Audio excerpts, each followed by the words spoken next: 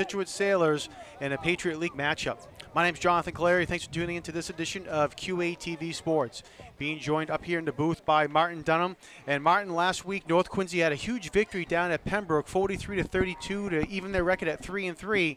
But they come up now against a tough Scituate Sailors team here at the stadium. Yeah, fantastic game last week for the Raiders.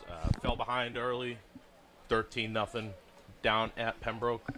It was 19-7 at the end of the first quarter, but they battled back, and a strong second half where they outscored Pembroke 22-6. Really big key down there was their ability to be balanced on the offensive side. Able to run the ball well. They were very effective pass the ball, especially down the field. So hopefully we'll see some of that tonight. Defense really stepped up in the second half down at Pembroke as well to hold a team like that with a lot of talent to just 6 in the second half. They'll be looking to do some of that tonight. All right, opening kickoff here, and it's going to be fielded by Scituate at the 15-yard line. North Quincy won the toss and deferred their option to the second half. And return's going to get brought up to about the 29-yard line, and that's where the Sailors will start. Scituate is one of the most dangerous offensive teams in the league, coached by Herb Devine. He's been with the Sailor program as the head coach since 2008, I believe, and they've run their offensive system for a number of years now, so there's a lot of consistency within that program. They execute at a high level. They do a lot of RPO-type actions where they're going to have run blocking up front, but they're going to throw quick to a single receiver or to a receiver over the middle, so the Raiders will have their hands full tonight. All right, 1st and 10, again for the Sailors. Ball at the 29-yard line. Quarterback for the Sailors looking downfield, down to the right sideline, and it is complete. Nice catch down there. Pass was complete to Joseph Burke, the junior for the Sailors, down at the 44-yard line, as we'll see here on the replay. Burke listed at 6 feet. It might be a little bit longer. Scituate coming out firing right away. Quarterback Jackson Belson, the senior, looked downfield right away. Ben Hudak was right there to make the play, but Burke was able to high point it over him. Going to motion the back out of the backfield. Quick swing. All right, over to the left side goes the ball carrier. That's number 21, William Robinson. And they're going to mark him down at about the 40. Let's see if they make it at the 41-yard line. Take a look at the replay real quick. They just use a quick motion. They swing him out in the back. Ben Wallenjom had his hands, just missed him there. Nate Santos does a good job coming up, trying to force it back in. So you see Scituate going tempo here. They're going to do some signaling. And off again to Robinson, cuts over to the left side, gets tackled after a couple of yards gain there. Looked like in there for North Quincy was Ben Hudak, number 21 on the tackle, and they're going to spot Robinson down at the 37-yard line. Ben Hudak, great two-way game last week. Running back, had over 120 yards rushing on the ground, a couple touchdowns, and on defense he had, I believe, a couple tackles, pass deflection as well. All right, 3rd down and about 3 now.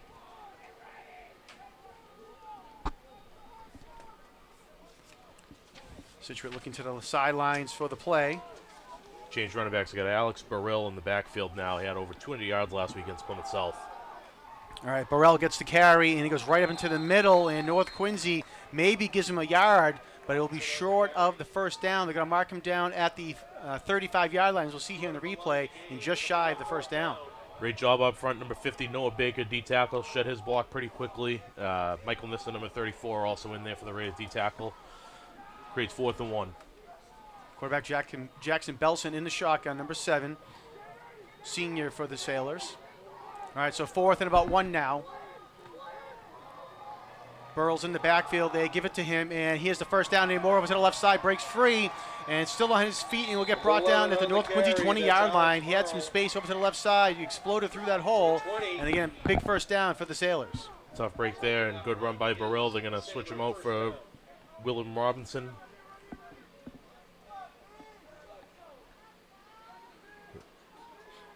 Scituate does a good job. They mix up formations, using a couple tight ends, a couple running backs, a couple wide receivers, good balance. Ariel White for North Quincy was in the backfield, but could not bring down Robinson. Robinson snuck away from him, and is going to get a gain of maybe 1 on the play, as we'll see in the replay. Great job. Wallenjom chased it down from the backside. Paul Glynn came from the front side. Raiders, in order to be successful tonight, are going to have to make first up tackles tonight. They've had a tendency to be inconsistent at times. Second half last week, you said down in Pembroke, they were outstanding. So this week they're going to need a little bit more consistency in order to take down the best team that they've played so far this year in the Sailors. All right, they're going to say no gain on that last run there by Scituate. So second down and 10.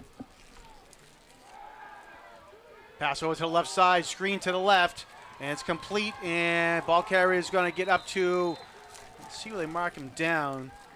Charlie Hartwell was the receiver, and they're going to get him down to about the 5-yard line. Make it the 4-yard line. Oh, excuse me, to the 9-yard line. We'll see it real quick on the replay. Yeah, they're actually going to mark that at the 8, so great misdirection there by Scituate. As you see, fake the swing to the right, and they're going to come back with a wide receiver screen to the boundary. And they're going to go quick run up the middle for Burrell from the 8.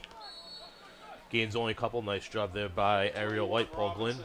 Brody Baker to come in on the tackle.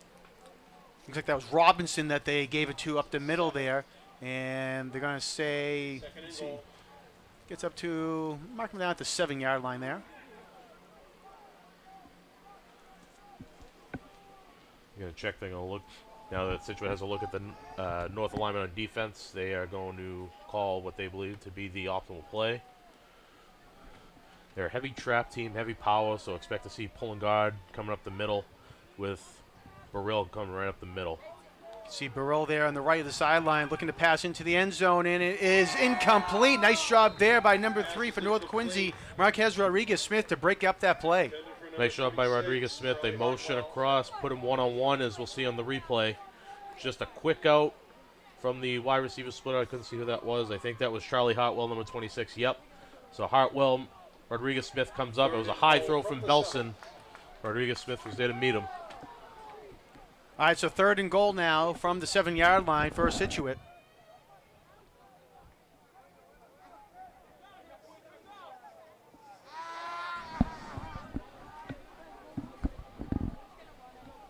Send a man in motion.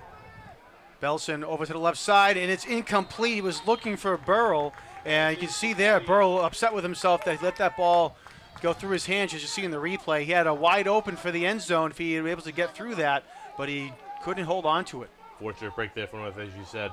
Scituate does as good of a job as anybody in the area with their offense in terms of using misdirection, using different concepts to get your eyes looking one way and they're going to come back the other. That's the second time they've kind of faked something to the right, come back with the screen to the left. All right, man in motion. Belson looking to the corner of the end zone, and it is touchdown Scituate. Holding on to it was Lawson Foley. Went up there and got that ball, a 50-50 ball there, and Foley comes down for the touchdown. 50-50, that might be a little bit more than 50-50. Lawson Foley, 6'3", 195 junior. Has a little height advantage, Rodriguez-Smith, but Belson does a good job. He dropped that in there really nicely in the back pylon. All right, so Foley gets a 7-yard touchdown pass.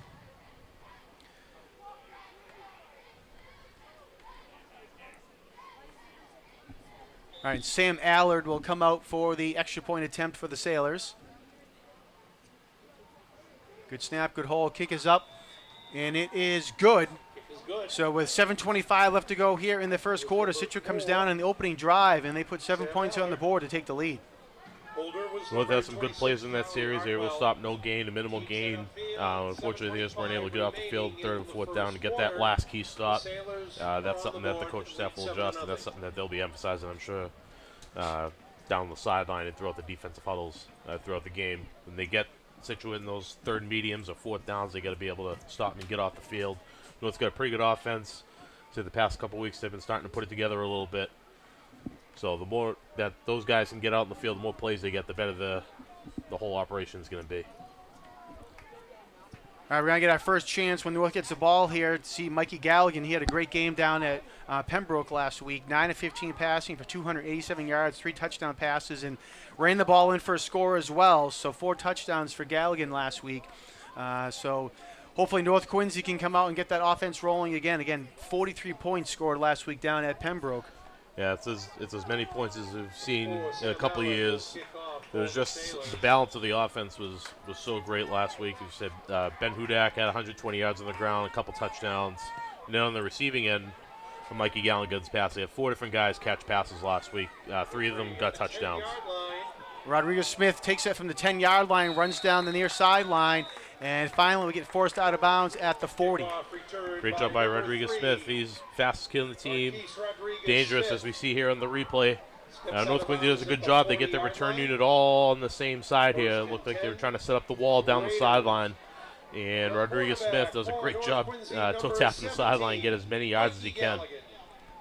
Great job by Will Conley leading the way out in front, too, number 33.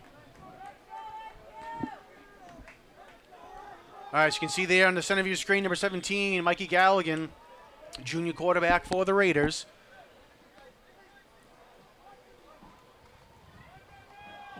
Handoff right up the middle for Ben Hudak, and nice job there by Hudak. Splits the middle there and gets into Scituate territory, crosses the 50 up to the Scituate 47-yard line. Ben's a good hard runner. He's not the fastest, he's not the strongest, but he's got good feet in the hole, and he refuses to go down. As we see a great block come across. I think that might have been Taylor Marquez coming in to kick out the end. Hudak does a good job right up the middle. Patient but quick through the hole. Good first down. He's going to put him in the 48, so good start to drive here for the Raiders.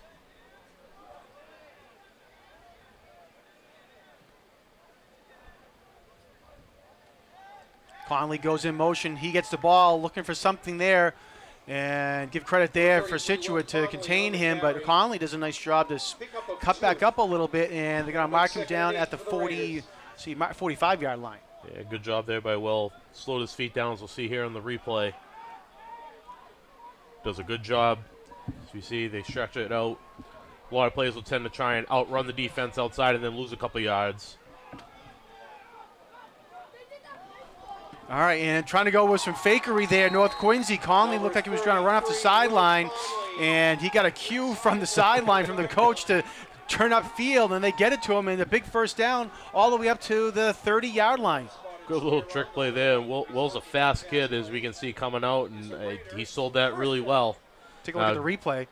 Great throw there by Galligan. Look at this. As you can see him on the bottom of your screen, running off the screen. Oh, wow, great catch, too, there by Will. Nice right toe on the tap. sideline. Impressive. Raiders keep driving. This is what they need.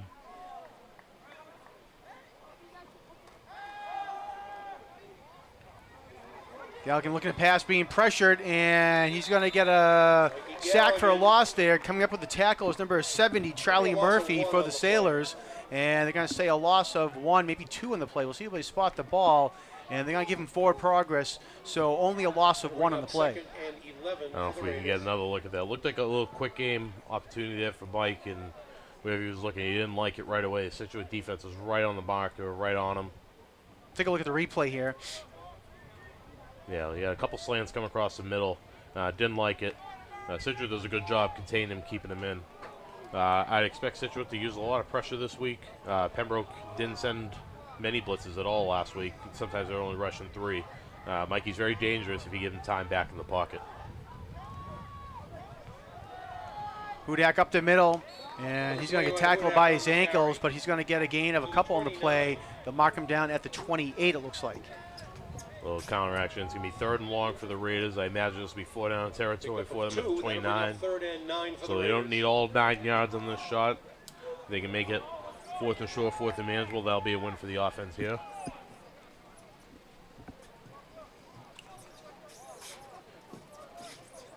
We had Ben Wallenbaum split out down to the bottom here last week. 3 receptions, 133 yards, and a touchdown, including a real high point catch in traffic over Pembroke corner, and then took it in for a touchdown.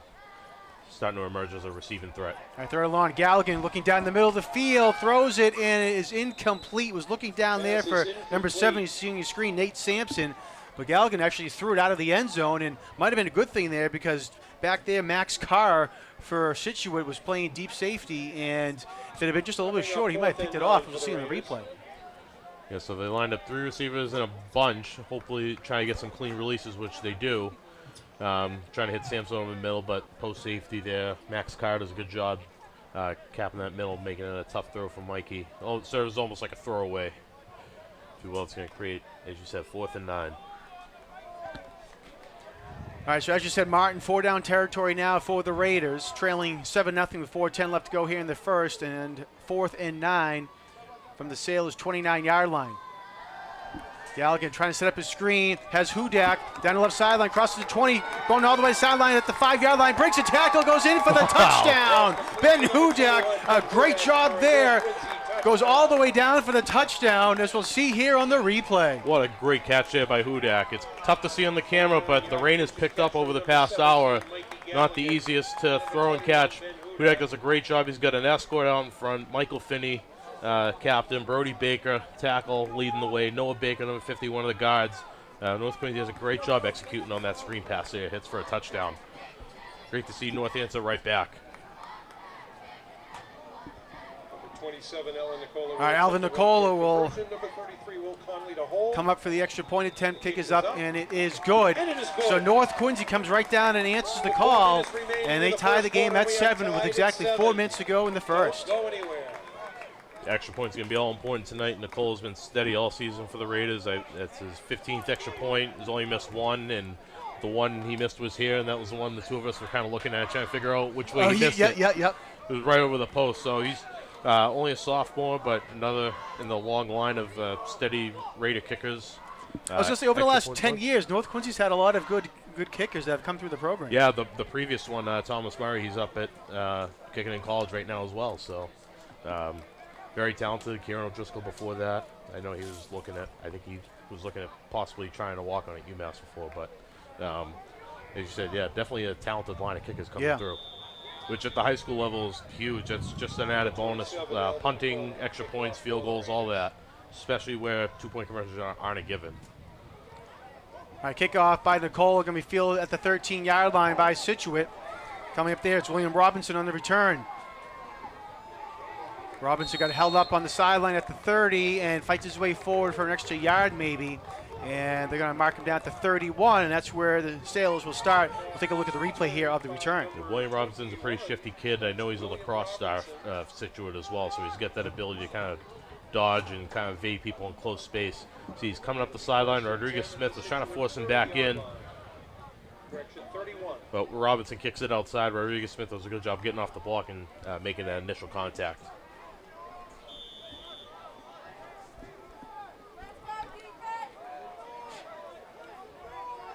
Situate's going to line up 3 receivers towards their side of the field up top, and you got a tight end towards the bottom. Looking downfield and wide open receiver, but incomplete. He dropped it. Sam Allard, number 4, was down the middle of the field. He broke free, but North Quincy catches another break, as we'll see here in the replay, as Belson threw a strike to him, but Allard couldn't hold on. Belson just holds and holds. He saw it developing. Little miscommunication, a little breakdown on the back end there for the Raiders. Situate motion or 4 receiver set, which is something that will probably require a special check or a special adjustment for the Raiders. Now they only have 2 receivers each side. Belson again looking to pass, pump fakes. Nice coverage there by North Quincy. Belson's going to run, and he's going to get tackled by 4 North Quincy defenders. As you'll see here in the replay, getting up off the bottom of the pile was Noah Baker for the Raiders.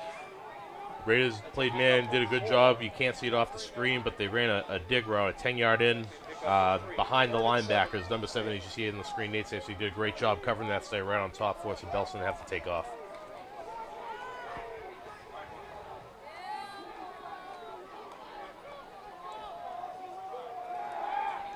Belson again pass over to the left side, and it's complete to number 8, Lawson Foley. And he initially had the first down, then he started to run backwards, but they're going to say he does have the first down with the forward progress up to the 42-yard line. So it'll be a first down for Situate. Good stick route there by Situate. Receiver just ran right to the stick, turned around, ball was on right on time. We'll see it. They might run it later. Situate traditionally runs out with a run play paired with it, and they can have the option to throw or run the ball. Quick pass again to Foley's complete. Nice tackle there by Hudak, but Foley will get. Let's see, they're going to spot it down right at the 50-yard line. Number 8, Foley again on the reception. Good job there. Another quick hitch by the Sailors. 7 yards. Trying to really put some pressure on the North safeties. North trying not to get beat over the top, but also trying to support in the run game.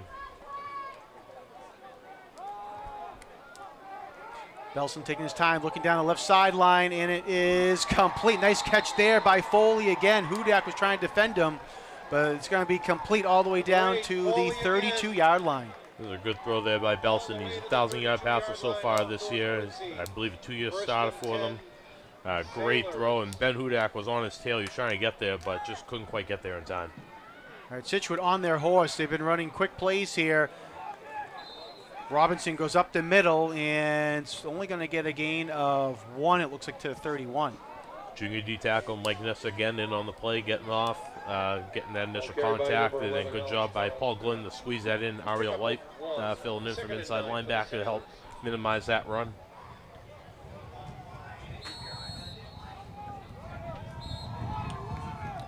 And it looks like a timeout's getting called by North Quincy.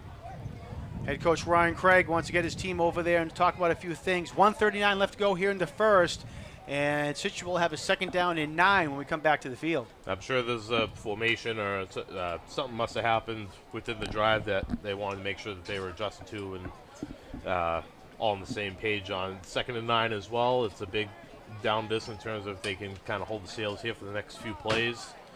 That'll be huge for them. So big sequence. Hope we get get some water, get some rest. As you said, minute 39 left. Hopefully they can get the stop here right before the end of the first quarter. Real quick, we want to give a plug for anyone that might be interested in becoming an official. The Eastern Massachusetts Association of Interscholastic Football Officials, the EMAIFO, is looking for you to join their team. It's the easiest call you will ever make. So if you're interested in being a referee for the South Shore, Cape and Islands, or South Coast of Eastern Massachusetts, we encourage you to go onto their website, emaifo.net. Again, that's emaifo.net, Eastern Massachusetts Association of Interscholastic Football Officials. I know a couple of officials. That's a pretty tight-knit group, and a bunch of good guys as well. They love the game, and it's their way to give back. But definitely a tight group. If you're looking to get involved, I know some guys look to get into officiating because they don't have the time for coaching necessarily to be there every day, but officiating is their way they can give back where it's 1 or 2 days a week. Great little fraternity. Yep, definitely. All right, Scituate comes out 2nd down and 9. They're going to hand it off now to Alex Burrell. And Burrow over to the left side, explodes through the hole, and finally gets pushed out of bounds at the 12-yard line. Take a look at the replay and see that run here. Yeah, right up the middle. They run some counter action. They pull the guard. They pull the tackle. Right side of the Scituate O-line. Number 64, Captain Colton Downing, and it looked like it might have been number 52 or 62. I think it was 62, Chris Caparella. Both big guys. Scituate's going to go quick pitch to the boundary. Say Robinson over to the left side, and he's going to get right down to the goal line. They're going to mark him down at the 1-yard line. Nice run there by Robinson, and it'll bring now a 1st and goal. Ball carried by number 21. Situate's got as good of a 1-2 tandem in the backfield as anybody in the league. As you mentioned, William Robinson's had a couple 100-yard games this year, and Alex Burrell had 200 last week against himself. Robinson gets the carry. Oh, big hit there by North Quincy, but I think Robinson might have gotten in, and they're going to say no. Coming up with a stop there, Brody Baker, number 66, exploded through. He just checked in, too, so great play by Brody. As we see on the replay, it looked like they were running a quick trap. Brody slips inside, makes initial contact, does a great job. Michael Finney right in there as well to blow it up in the backfield. It's tough to trap down on the goal line, especially the Raiders. They like to go with the heavier front as we see bigger bodies with Baker checking in. Susceptible to open gaps, and Raiders able to shoot that. They give it to Robinson again, and he's going to be stopped again in the backfield. This time for North Quincy, it was Taylor Marquez that comes up, and we'll see on the replay. Great job there by Taylor. Took out the legs, and Cavalry came in. Number 63, Brady Craig. Number 21, Ben Hudak came in to finish it off, make sure he didn't get over the line. It's going to bring up a 3rd and goal now for Scituate. Back-to-back great plays by North Quincy.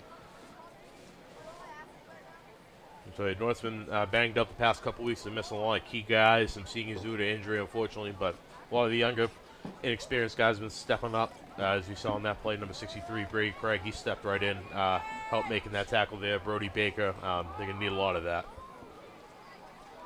And they give it to Robinson again, and I think this time he gets into the end zone, and he does. Touchdown, Robinson. But it took him 3 tries, Martin, to get in, and he finally was able to punch it in on the 3rd attempt.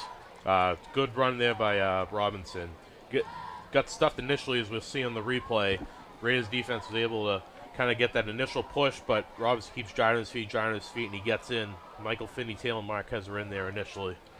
Situate went under center with their split backs. That's like their little goal line short yardage formation deal. They haven't used it. I don't know that I've seen them use it this year. But that is an old Whitney Hansen staple where Herb Devine graduated from, and I believe he coached here for a number of years. And I know when they need a couple of yards, that's one of their go-to looks. All right, the kick by Sam Allard is up and good, and that is the end of the first quarter. So Situate goes down the field and answers North Quincy's call, and now Situate takes a 14-7 lead as we'll get ready to start the second quarter. This has the potential to be an old school Big 12 shootout here, I think, tonight with the way these offenses are able to get up and down the field. We'll see North on their second drive here. They were able to mix it up a little bit, run and pass, screen game. Screen game is going to be effective, I think, for them tonight if Situate chooses to pressure. North's done a good job this year being able to utilize running back screens, wide receiver screens. Be interesting to see in this kick return as well, whether Situate will go to kick it deep to them again or whether they might change it up, maybe squib it or kick it away from Rodriguez Smith. The past couple weeks, he's ripped off a couple big 30, 40-yard returns.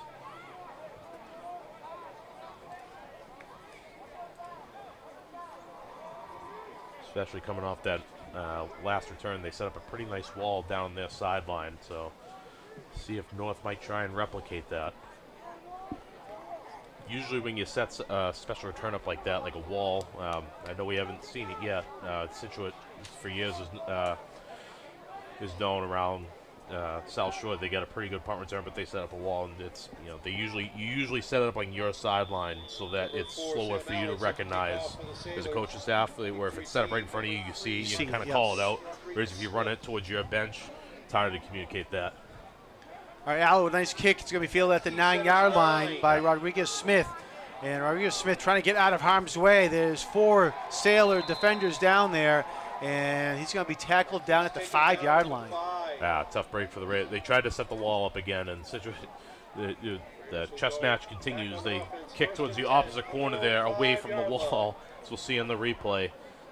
Great kick here by Al. Puts it deep. As you see the Raider return team, they're all going towards that Situate sideline, and fortunately, Rodriguez Smith has got a very long run to get to the wall before he's able to get any blockers in front of him. So tough break there for the Raiders. We mentioned at the top of the broadcast, Situate comes in with a record of 3-3. Right now, they are in second place in the Patriot League Fish Division behind Hanover. Hanover 3-0 in the division and 6-0 overall, one of the top teams in Eastern Massachusetts. Yeah, big game for both teams really to stay, keep any league title chances alive. Oh, big run. Ben Hudak on the carry, stiff on there to get an extra couple yards there, and up to the 20-yard line goes Hudak. Great run there by Hudak. Great job by the offensive line, as we'll see on the replay. Gets them out of their own goal line there. Trap block by, I think that was Noah Baker coming across. Opens it right up. Hudak does a great job just hitting the hole right now, getting downhill. And we get an injury timeout. Talked about keeping pace in the Patriot League, but also for both teams in the MIA playoff picture. North Quincy's in the Division II, and right now they are number 16 in the power rankings, and the top 16 teams make the playoffs. So if they were to it's like 16 with an asterisk in a way, because they got a couple teams in front of them with 1 win, but you have to have 3 wins to qualify. Correct. That's true too. Yeah. So there's a couple teams right now that are 1-5, where if they go down this week or next, that's going to bump North up a little bit as well. So that's another big part of the Raiders win down in Pembroke last week, is it clinches playoff eligibility, so to speak. And based on the way the power rankings look right now, looks like they're in a pretty good spot to be in that top 16 in next weekend's time. Yeah, you're right. I should have specified that you do have to have 3 wins to qualify for the playoffs. And it's tough to follow because they change it every year, every other year. And that's true. I know a lot of people are frustrated because the math formula behind it is not as simple as it was for a number of years, where now you can't just calculate it tonight like, hey, if we do this, we're in. It's because the rating takes into account all games of all teams. Right. So we'll get back to that in just 1 second here. That last pass was thrown away there by Galligan to save the ball, and he's going to hand it off now. Looks like it was Hudak on the carry, and he's going to get up to about the 24-yard line, as we'll see here on the replay. Yeah, right up the middle, just trying to get something there on second down to kind of make it a little bit more manageable. Another trap play up the middle. Raiders having a lot of success so far with that. Quick traps up the middle. Good against aggressive defensive linemen that come up field. Outside blitzes as well. Man coverage where there's no safety in the middle, so you kind of bust it up like he was able to a couple plays ago.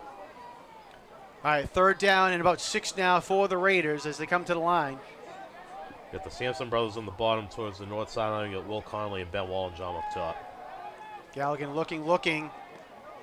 Telling Conley to go deep, and Galligan's going to keep it himself, and he's going to be right out at the first down marker. Flag is thrown as well. Looks like it's going to be a late hit against Scituate. We'll see if he made the line to gain. Tough run there by Mikey. We'll take a look at the replay here as we see. Yep, he's looking. Pressure comes up the middle, so he rolls out. As we see. The hit there, I don't know what, it might have been high as well. I didn't think that was egregiously late by any stretch. As we see. Yeah, I can see. I guess the official think it was late. He was out for a couple steps. So unfortunate for Scituate, but fortunate for North Quincy. I think Mikey would have had the first down anyway, so it just adds 15 more or 10 more. Whatever they marked off. I think they had 15 to that. Yeah, it was 15 to the end of the run there. Yeah. Galligan needed to get to the 30. And it looked like he got to the 30, and then they added the 15 on, so the North Quincy's now at their own 45 with 10-12 left to go here in the second quarter. So a big pickup and a 15 yards tacked onto it, so North Quincy now at midfield. Scituate D-line awfully close to being in the neutral zone. Galligan again has some space down the far sideline. He's going to run, and he's going to step out of bounds at the 42-yard line, but another first down for the Raiders. That's the tough aspect if you're a defensive coach trying to defend Mikey Galligan. Here they only rush 4. But he does a good job getting outside the defensive line. Scituate traditionally uses heavier guys in the middle. That's going to come back with the hold, unfortunately. As we saw, I think that was up top on the left side as he kind of rolled out. Scituate was trying to spin out. But that's the tough part about defending Mikey is if you send guys and he's able to break free, there's a lot of green space for him.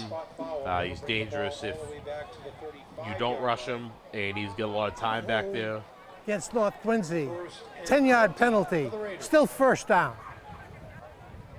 So hold to bring him back, but if you only rush 3 or 4 and you can't get pressure on him, and you allow Mikey time to sit back there and dissect the defense, he's excellent. All right, so pushes them back now to the 35-yard line, 1st and 20 for North Quincy. Galligan looking, fires down the middle of the field, and it is, did he hold on to it? He did. Wow, great catch there by Nate Sampson. Got hit as he was getting ready to catch the ball, as we'll see here in the replay, and they're going to mark him down at the 44. Great job there by Nate Sampson on the 50-50. Mike lets it rip right over the linebackers. You see what a play there. They're able to beat Ryan Zona from Scituate to the ball and able to rip it away. Sampson, nice grab there. Brings it back to a 2nd and manageable here. 2nd and 11. It's not an extra long situation. So hopefully the Raiders can kind of cut this chunk in half.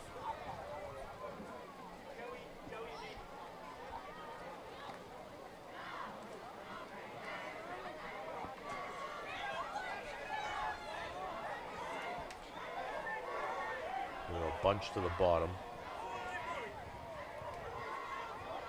All right, Conley sending in motion.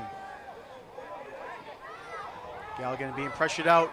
Fires downfield, and it's complete to number 14, Ben Wallenbaum. And it'll be a first down for North Quincy. Wallenbaum did a great job coming back. Flag thrown on the play, though. You spot Wallenbaum down at the 42, as we'll see here in the replay. And so they motion Conley out. Mikey flushes out to the left. Number 44, Blake Nelson. See what the call is. The official's about to come over here. Illegal receiver downfield, that's a 5-yard penalty against North Quincy. Player downfield, that's against North Quincy. all right, so a tough break there with an ineligible man downfield for North. Back to the 39. So instead of a first down, it's going to bring the ball back to the 39-yard line. Play the down to second I didn't catch it and initially. Calling 16. it again. I didn't see initially up front.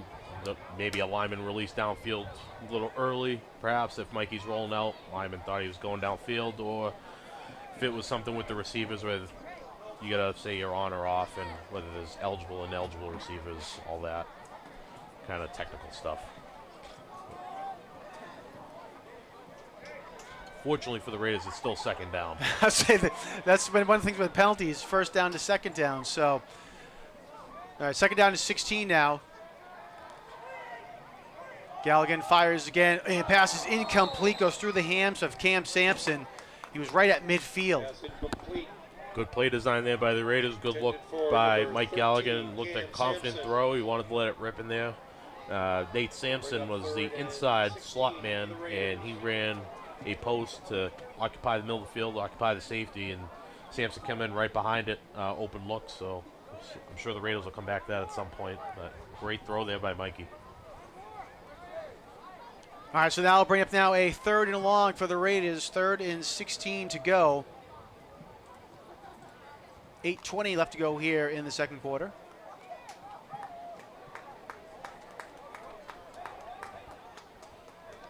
The key thing for the Raiders here, no big mistakes, no turnovers. It's quite a long distance, so if they don't get it, they'll be able to flip the field. Galligan being pressured out of the pocket. He's going to run. Has some space. Has a nice block there by Hudak. Crosses midfield. Gets another block there. And they're going to say that was going to be a blindside block against North Quincy. Galligan got up to the first down marker. Galligan calls his own number. Yeah, under the NFHS rules, unfortunately, that is not a block that you're able to do. We'll see in the replay. You'll see Ben Hudak initially as Galligan rolls out. He kind of puts his hands up, and then he comes out in front. See how he leads with his hands there. Yep. Kind of that old school block there. I say old school, but I mean just that kind of leading with the shoulder. They're trying to get away from that due to play safety, although they are marking the ball off the other way here. I'll say, yeah, no, that's the Yeah. officials recognize what happened there. Okay, I was just gonna say. So it's going to they're marking off from the 44, which is where the end of the play was. Personal foul, blindside block, 15-yard penalty, North Quincy. Still 3rd down. So that basically puts it back right where they were Yeah. initially to start the play, right? But it's a player safety thing that's been heavily emphasized by the NFHS the past couple of years. So the intent of the rule is good. Trying to eliminate some of those heavier contacts. So usually if you're leading with your shoulder, you end up a little bit higher. Player's defenseless. He's not able to see the block, whereas if you're fronting out with the hands, it's a less intense or less dynamic block, I guess. So that's why you see guys like Hudak in the last play, very smart. He had his hands up initially, and then he had his hands out in front of him. I was saying he was really trying to tell the official, Yes. I'm waiting, and like that.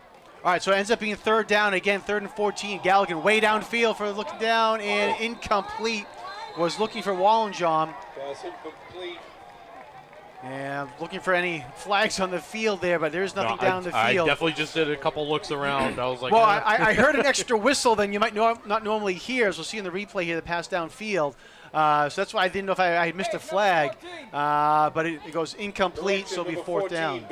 Taking a shot there for Wallenjohn. I think bring up maybe a 4th little and 14. misjudgment there. I think if he kept running, he might have been able to get under that a little bit. I know with the lights and the rain and everything, it's a little bit tougher to judging.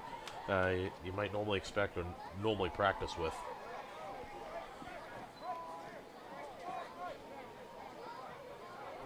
We'll see Michael Nista back to punt for the Raiders. Well, bad snap there, and Situate's going to capitalize on it as they're going to get the ball back at the North Quincy 30-yard line. The snap was a little low, and it couldn't be handled by Michael Nista. Tough break Take there. a look at the replay here real quick. Tough break there for the Raiders. Yeah, the snap was a little slow getting there. As you said, it hopped and then ball to the back end, so At the weren't able to North get Quincy anything off. 30-yard line. 1st and Situate 10 recovers. Sailors. covered by William Robinson, but it was 4th down nonetheless. So just gives Situate good field position. Defense going to need a big stop here.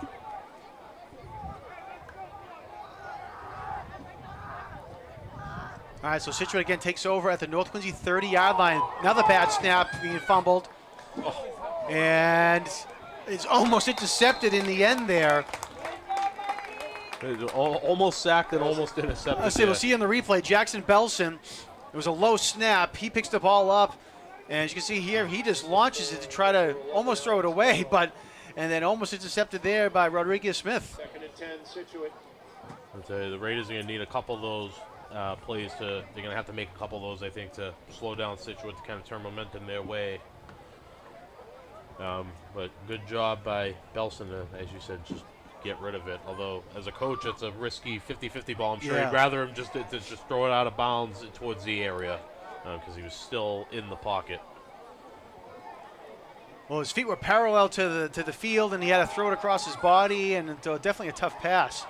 All right, Burrow on the carry, and he's going to be close to the 1st down, and he's going to actually have the 1st down. He crosses the 20 up to the 18-yard line. Across the 20. Little guard tackle pull there by Situate.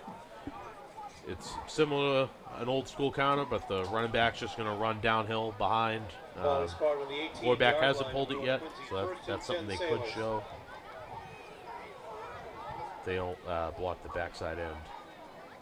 1st and 10 for Situate. Burrow again on the carry, and nice job there by Baker for North Quincy to come up and tackle him from behind, and they're going to say no gain. See here on the replay. Yeah, nice job there by Brody. Comes flat down the line. As you see, there's nothing really holding. There's no block, and the quarterback isn't really a threat to run it. I mean, he didn't appear to be a threat, so Baker does a good job. Comes flat down the line and leaves his feet to make that tackle. See both him and the defensive end up top there, number 84, Paul Glenn, both unblocked. So Situate might come back with something different to hold those guys later on. They're actually going to say he gained 1 on the play. Belson pass into the end zone, and it is incomplete, but a flag is thrown. Pass was intended for Lawson Foley, and I think they're going to get Blake Nelson, number 44, on the pass interference. Another unfortunate break there for the Raiders. Nelson was right there in the coverage. Didn't get beat. He had position on that ball, too. I just think he didn't know that the ball was right there on him.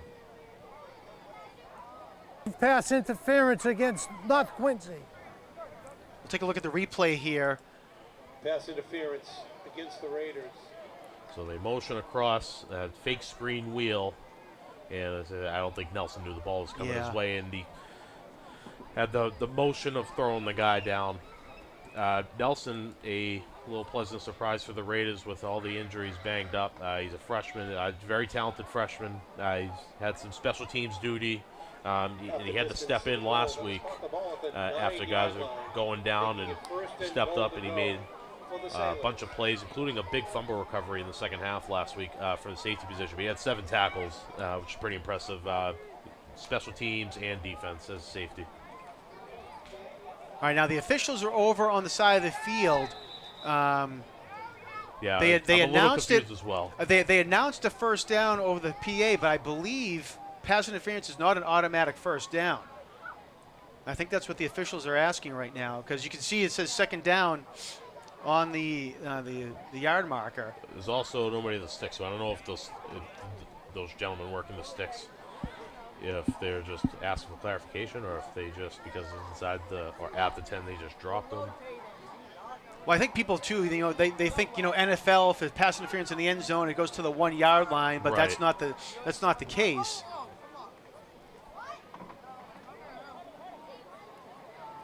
All right, so now they're picking the sticks back up. 2nd down, 1 yard to go. Yeah, 2nd and 1. On the snap, Larry, on the Correction is 2nd down and 1 yard from the 9. All right, so Citrus going to line up. They got a tight end wing here to the left. Running back offset to the left. Citrus tradition likes to run inside. We'll see if they hit that. Usually a tight end wing is a heavy run tendency. All right, right up the middle goes Burrow, and he's going to go in for the touchdown. Number 11, Alex Big run there right up the middle by Burrow. And again, it is a 9-yard touchdown run, as we'll see here on the replay. Yeah, right up the middle. They initially tried a hard count. The Raiders, they flinch, but they don't cross the neutral zone, which is good. But Scituate, as you see, they walk the running back over. They check into the play that they're looking for, and it's just trap right up the middle. And missed tackle, unfortunately, right near the goal line. Burrow last week, as you mentioned, Martin, earlier on, he had 210 yards rushing and 4 touchdowns against Plymouth South. So he coming off a big week. Sam Allard will attempt the 1 point. Sam Allard now for the extra point attempt. Kick is up, and it is good. Ben Hudak thought it was no good there.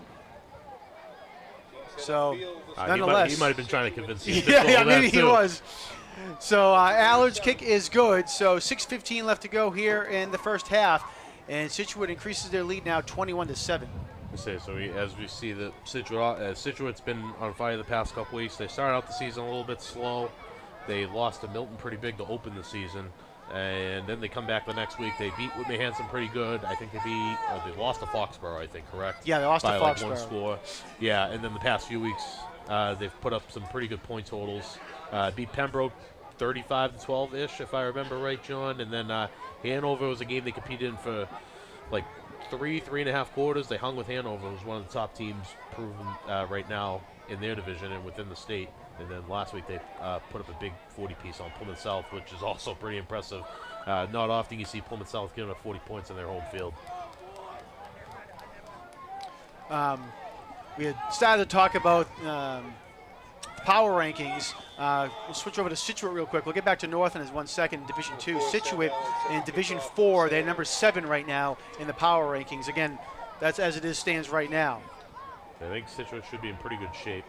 All right, ball bounces, and picking up there for North Quincy was Rodriguez Smith. Didn't know if he thought it might have gone out of bounds, but he realized it was not, so he had to pick it up there, and it was a short return. I think it was that moment of like, trying to read that bounce. Is it going to go out?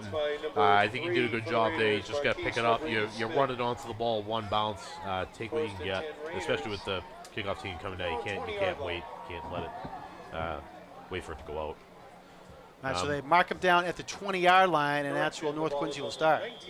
They mark him back at the 19. Oh, now they marked it back. The ball's at the 19, but the sticks are at the 20, John. Yes.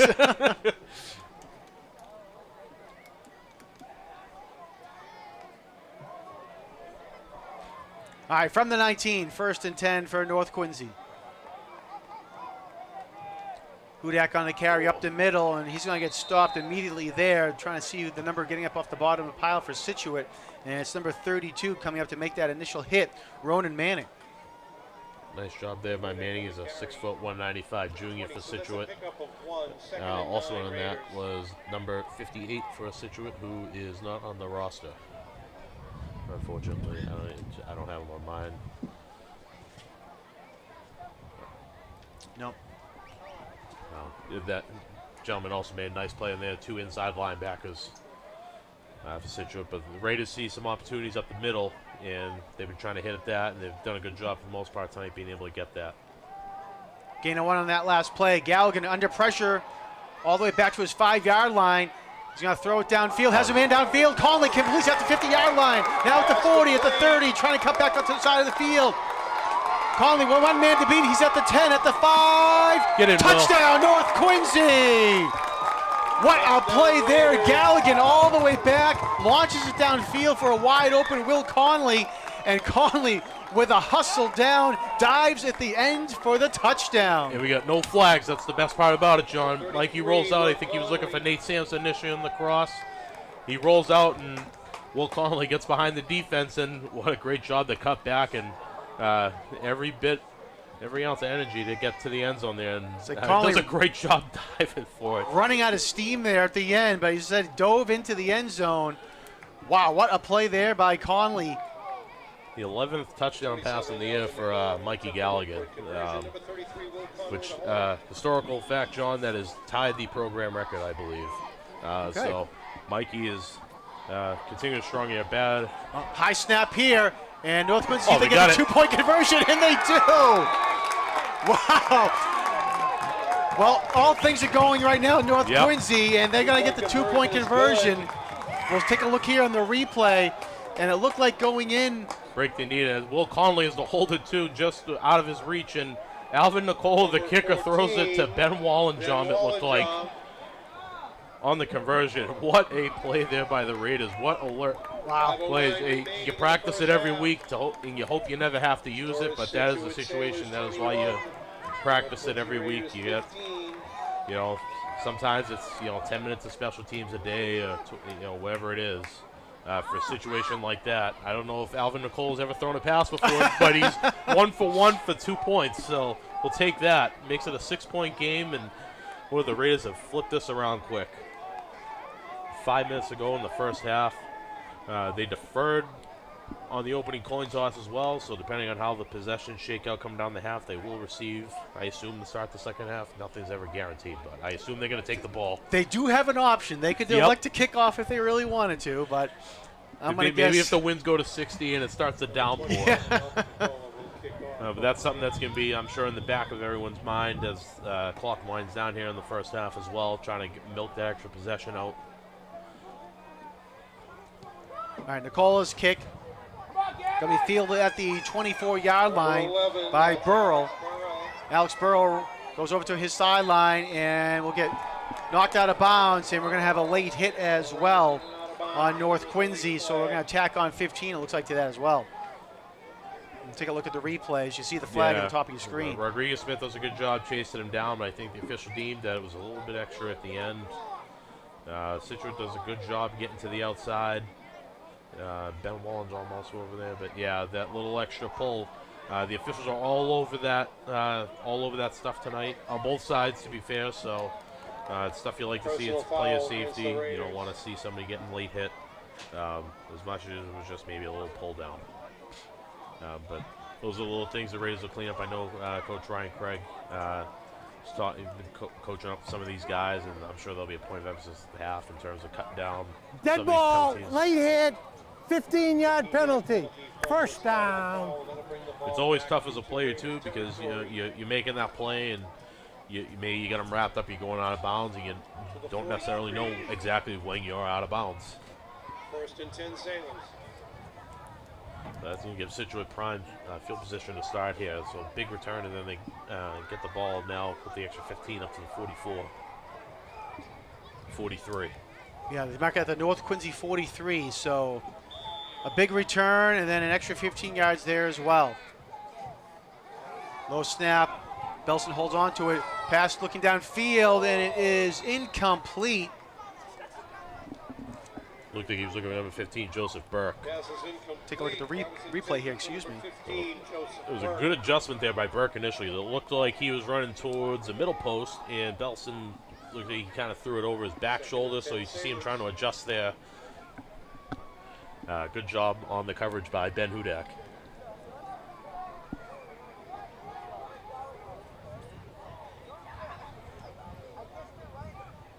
So this will be advantageous if North can get a quick stop here.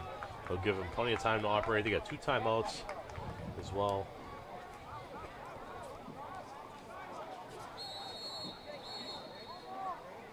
They're going to use one, as you said. They have 2 timeouts. Well, you don't carry them over, so better to use it now and be on the same page defensively to try and not let up the big play.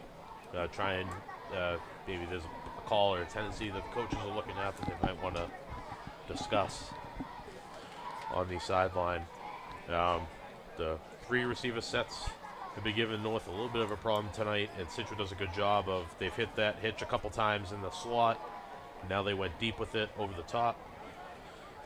North playing some man tonight, so Citra trying to attack them over the top. Real quick, we'll put a button on the power rankings and playoff picture.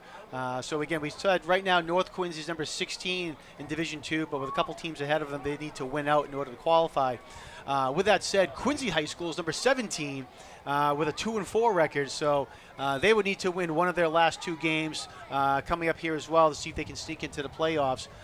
Quincy High School, they're going to be playing here at the stadium tomorrow night, and they're going to be hosting Plymouth South. And then next week they go down to face the Scituate Sailor team. So two tough games, for Quincy High School to see if they can sneak in to the playoffs, or at least qualify with a 3rd win and get in as well. Yeah, 3rd win is the big part of the math. Belson takes his time, throws downfield, and it is intercepted by North Quincy, picked off there by Nate Sampson. Sampson trying to make a little return now, and he's going to get pushed out of bounds, and a late flag as well. And now a lot of pushing and shoving there on the sideline. As some North Quincy players took offense there to the hit. And the Scituate coaches trying to get everything out of there. Yeah, the North coaches are trying to keep everyone on the sideline while trying to get over there. As we see, good job there. That's Ronan Brown, the Rays sophomore. He does a good job trying to help pull some guys, although those guys should be on the sideline. There's going to be a lot of discussion from the officials now on how to discuss and deal with this.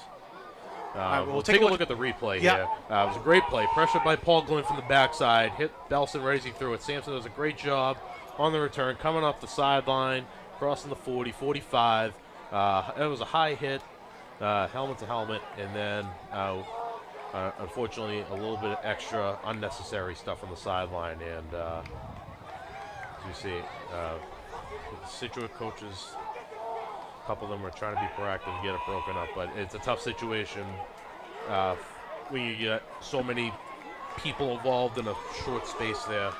So you see the officials are going to gather now. There's going to be, like I said, a lot of talk.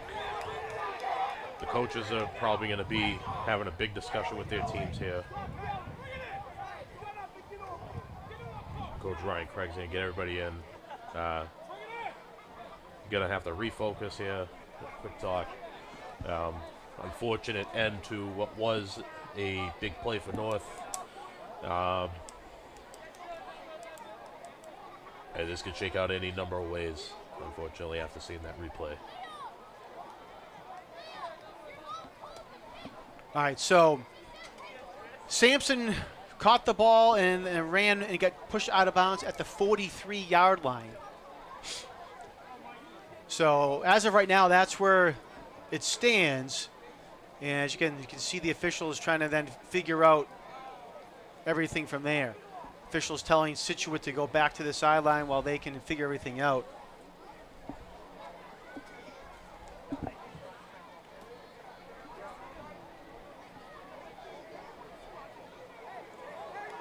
So, head official there, Mr. Angelo Stasia, maybe, John? I know you know Sounds his right, name. yep. Yeah, he's been around for years. He's talking to the official working that sideline over there to get his take on what happened.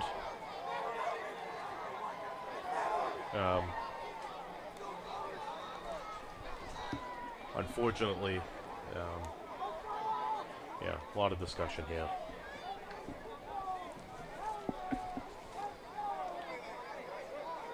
And here comes the referee. And I have 2 dead ball fouls. 1 dead ball against Scituate, the 2nd dead ball against North Quincy. They cancel out. all right, so 2 personal fouls, or 2 dead ball personal fouls. And as you heard there, they're going to cancel out. So it looks like Offsetting penalties. it's going to be North Quincy ball at their own 43. North Quincy 48-yard line. So the benefit, or not, I don't want to say benefit, wrong word there. Probably the good thing is that they didn't identify anybody on either team necessarily for something outstanding to where they would be taken out on either side. So I guess that's a positive in all of that. There wasn't somebody that did something completely outrageous that the officials deemed that needed an ejection. Sometimes it's the offsetting personal fouls are a good way to kind of calm both teams down. I'm sure the officials are going to talk to both coaches and try and settle it down. But that's an unfortunate situation there. You mentioned But the Raiders did make a great play, a great interception by Nate Sampson to get the Red Raider offense back into the field. We're at the 43-yard line driving with just under 5 minutes left. So, yeah, it was a big stop there by North Quincy because Scituate had some good field position. They had a penalty to get a little bit further down into North Quincy territory. And then with the nice play there by Sampson to pick the ball off and a nice run there as well. So North Quincy has an opportunity here. All right, Will Conley gets the pitch, started to the right, cuts back to the left now, over to the Scituate sideline, and he's going to get pushed out of bounds, and we're going to see him out of bounds at the 43-yard line. Nice run there by Conley. He got the pitch, as you see, coming across. It does a good job boxing it out, and he's going to cut back, and look at that. Quarterback number 17, Mikey Galligan, with a nice block coming back. Did a great job. He got in the way, and he didn't get knocked over. So good job there to open up that lane. Well, you get nervous sometimes. You see the quarterback trying to lead the way. You don't want to. Yep. You want to see him get hurt. You don't want to see him do something crazy. He's trying to throw a huge block and he gets himself hurt. But he does a good job. He got in the way. Didn't lead with the shoulder. No penalty. Nothing like that. All right, 1st and 10 for North. Trap. Nice run. Oh, he was right there too. So Hudak was trying to get away from one tackle, but give credit there to number 32 on the tackle, Ronan Manning, to bring him down. Otherwise, Hudak had a lot more space here to run, as you'll see here on the replay. Dan Hudak on the carry. They're going to spot Hudak down at the 40-yard line. Yeah, Noah Baker, good job on the trap. As we see from Scituate, number 64, Colton Downing, one of the captains. Big physical lineman, but he's pretty aggressive getting upfield, and North taking advantage of it. Galligan looking way got downfield, has Conley downfield, and is incomplete there. At the last second coming up to make a play was A.J. Riemels. It was just like if we could have gotten there like half a second quicker. Will was like, praying for that thing to come. 37 for the Raiders. He got behind the defense again, though. Mikey saw it and identified it, and it just died right when it got there. It looked good coming out of his hands. North's doing a good job. They're getting deep shot opportunities, and kind of similar to last week. They're cashing in. They're getting good looks, as we saw earlier. They got Conley for the touchdown. About 3rd and 7 here. Could be possible 4-down territory for North. Well, depending on how this play ends, they might try and pin him deep if they don't get anything. All right, Galligan rolling, fires in, is incomplete, was looking for Cam Sampson, number 13. And it will be now 4th down. So we'll take a look here on the replay. To bring up 4th down. Galligan had a lot of space here. He might have been able to run there as well. But he rolls out. He saw it. There was a good look on the comeback, too. Fortunately, just wasn't there. Yep, so if the Raiders didn't get anything, I think they're going to go with the wise option here. They're going to play the field position game. They're going to do their best to pin Scituate deep in their own end. As we see in their offense, has the ability to light it up pretty quickly as well, so try and make them drive it down the field. 34, Michael Nista back to punt for the Raiders. We'll see if the Raider punt snap operation can be a little bit cleaner this time around. Last time, they had a low snap and then bobbled the ball. And they're going to try to fake here. There's a direct snap to number 4, Ariel White, and he's going to be a yard or two shy of the 1st down. Great attempt there by North. Yeah, good shot there by North. It's that little in-between area, and after the missed snap before, looks like it might have been a good opportunity to try a little trick play in the bag. White was just a couple yards short, though. He did a great job to snag that. I'll tell you, that snap was coming in hot and heavy out the back there, and he had to reach up to grab it, so great job there by White to be able to snag that. That would have been high coming back. Scituate's now going to start their drive on the 36-yard line. All right, 3:46 left to go here in the half. Send the man in motion, and they're going to give it now to number 21, Robinson. Robinson up the middle. Big spin move there to pick up a few more yards. Cuts over to the right side. Flag thrown on the play. We'll see if this comes back. Robinson at the 5 and goes into the end zone. But I think this might be coming back on a block by Scituate. Scituate is not celebrating, so we'll take a look here at the replay. Yeah, they run that counter action again, and they find a seam right up the middle. Taylor Marquez goes for the big hit there, but doesn't connect. Robinson does a good job evading it. Not quite sure what the referee saw there. It's kind of hard to see in that. Situate celebrating. Personal so foul, face mask here. Personal Touchdown. foul, That'll face be mask enforced. against The Raiders. So yeah, there were no blockers in the area, unfortunately. at the Enforced on the try. Coach. All right, so touchdown for Situate, and a big run there. Forced from the try, though. Number I 4, don't know. Sam Allen. Anyway, Point conversion. so Situate answers right back with a big run. They've had a lot of success with that action, pulling the guard and tackle with the running back coming downhill up the middle. Robinson proving he is just as dangerous as well as Burrill is. Kick is up, and it is good by Sam Allard. So Situate comes downfield on the big run there by William Robinson, a 64-yard run, and they now take a 28-15 lead. Positive side for North here is they get 3.5 minutes to operate an offense, so they're not necessarily 2-minute mode yet, but they will be able to push the ball down the field a little bit as well. They have 1 timeout left, and that'll give them a chance to stop the clock as well. So Now the official said it would be enforced. yeah, he said enforce on the try, so I was kind of curious. I was confused by that. I was seeing Yeah. if they were going to enforce it here. Usually it's on the but now the official's walking back to the 40, so I think Herb Devine might be looking for some clarification. No? Here we go. All right. So that 15 was going to be marked off here for the kickoff, not the Yeah. try, as the official said. So Situate was going to kick off from the 45. Based on the way the kicker is, I wouldn't be surprised if he just moved it right through the end zone. As you said, North's got plenty of time to operate. They're in no immediate hurry to get down the field. They got a timeout. And then they have a 2-minute offense, I'm sure, available at the ready tempo if they need it. They also get the second half kickoff as well, so if they can get a score here to end the half and hopefully hold Situate, that'll be really big for them to get back into this. All right, and through the end zone it goes, and it'll be a touchback for North Quincy. Dead once it hits the end zone, so I'll bring the ball up to the 20 for North. Offense coming back. They've shown some flashes tonight to be able to get some yards in big chunks. They've run the ball pretty effectively as well. They might be able to rip off a couple runs here still, even with 3.5 minutes left. Try and move the ball down the field.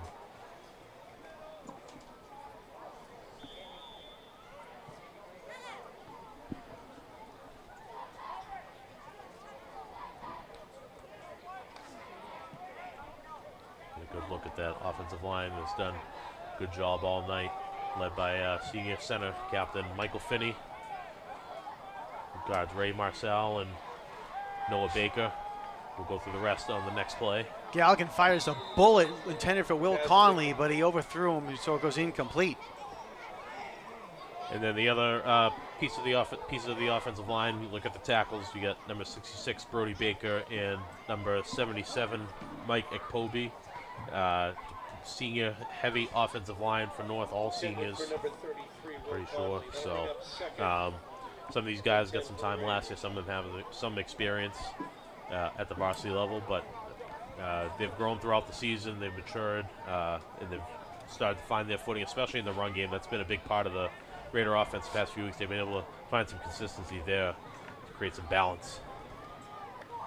Fake the handoff one way, and they give it to Hudak going the other way. Hudak explodes through the middle there, over to the left side, and we'll get across the 30 and enough for the first down. And they're going to mark him down at the 35. We'll see here in the replay. I think it was number 8, Lawson Foley, maybe. I couldn't tell who the corner was over there. Situate did a good job. He got off the block.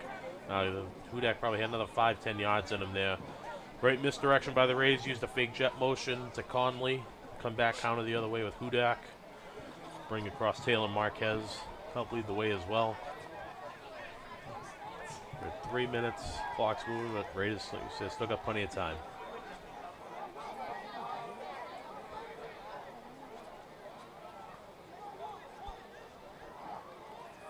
Three receivers to the bottom of your screen.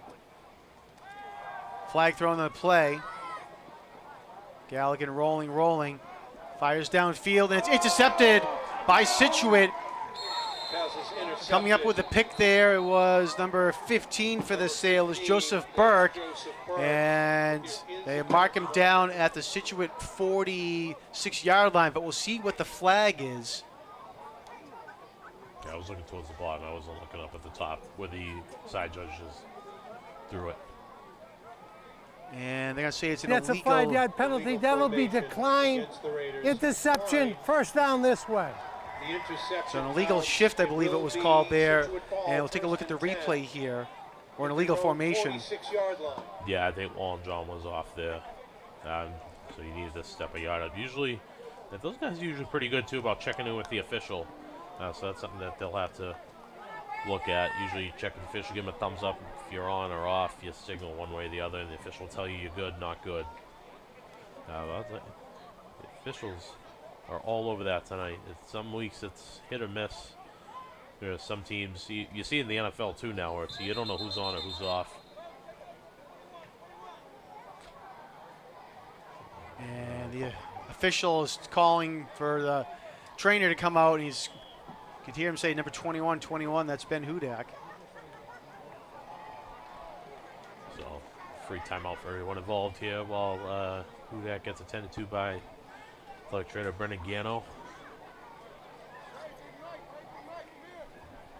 So, fortunate turnover there by the Raiders. Like Mike, I couldn't tell whether he was trying to maybe throw that away or fit that in a tight window, but I know that's something that Coach Staff's been working on him on. He had somebody deep, I know. I think somebody from Situate was kind of spying on him, reading him, kind of cut that off. Those are always tough plays. You're working the sidelines, especially in scramble drill. You're bringing everybody towards you. It's a big series here for the North Quincy defense. It's really important that they can get a stop here before the half.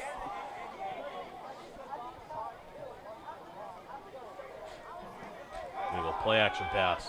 Belson looking way downfield, and it is incomplete. It was a little short there. Was looking for number 15, Joseph Burke, who just had the interception.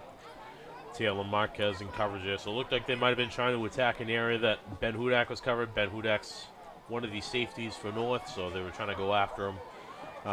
Taylor Marquez is an outside linebacker. Situate might have felt they had that matchup. But the ball was just underthrown by Belson.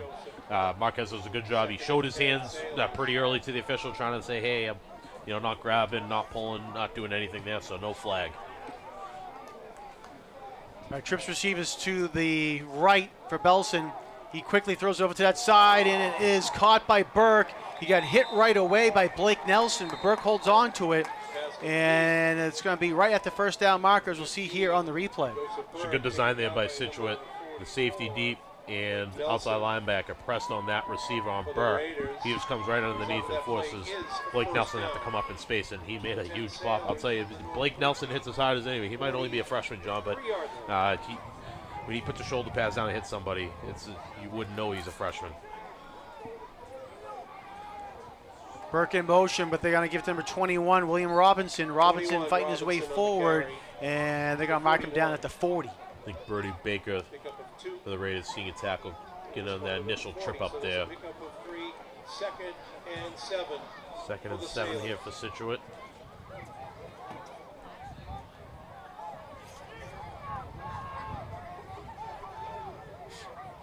Coming up on 1:30 now to go in the quarter.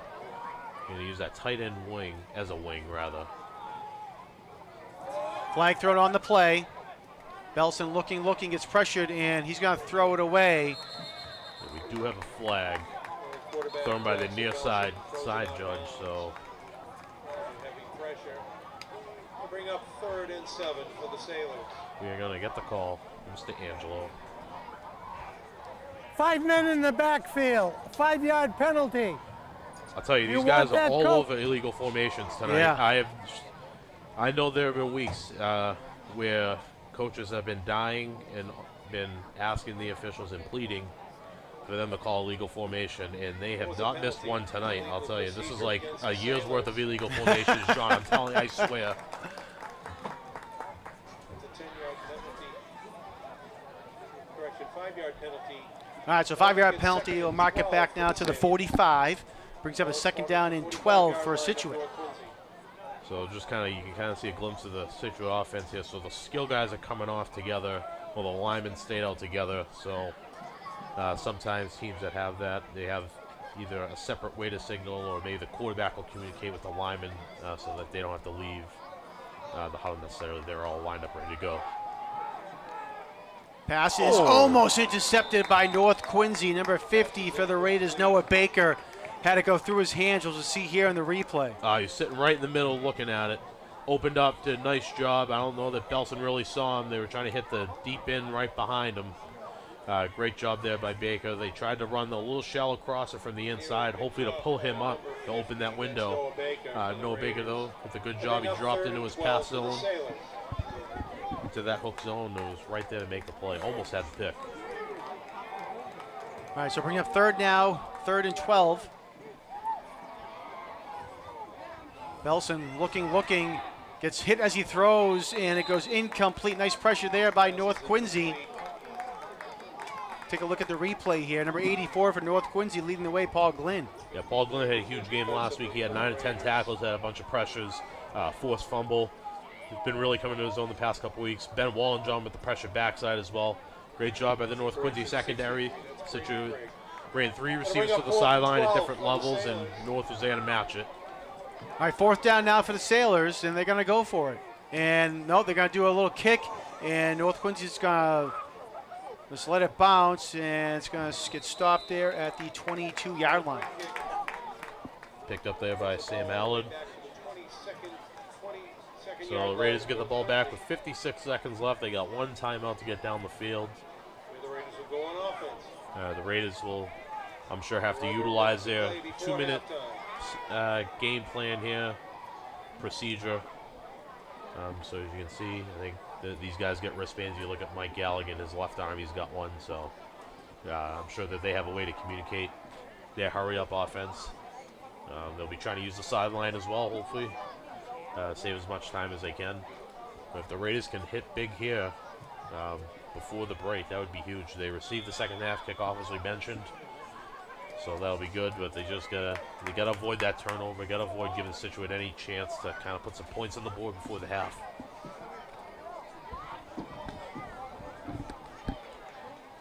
Get the Sampson brothers split out to the bottom of the screen here. Nate's outside, Cam's in the slot. Got Will Conley, Ben Wallenjohn up top. The ball at the 22-yard line. Galligan looking downfield, and it is incomplete. Was looking for number 7, Nate Sampson, but the ball got knocked down and away by Situate. Not sure if the ball maybe is a little moist. He didn't quite get anything under. It looked like it might have just kind of slipped and died in the air. That hung in the air for quite a while. He stepped into it, tried to get everything on it.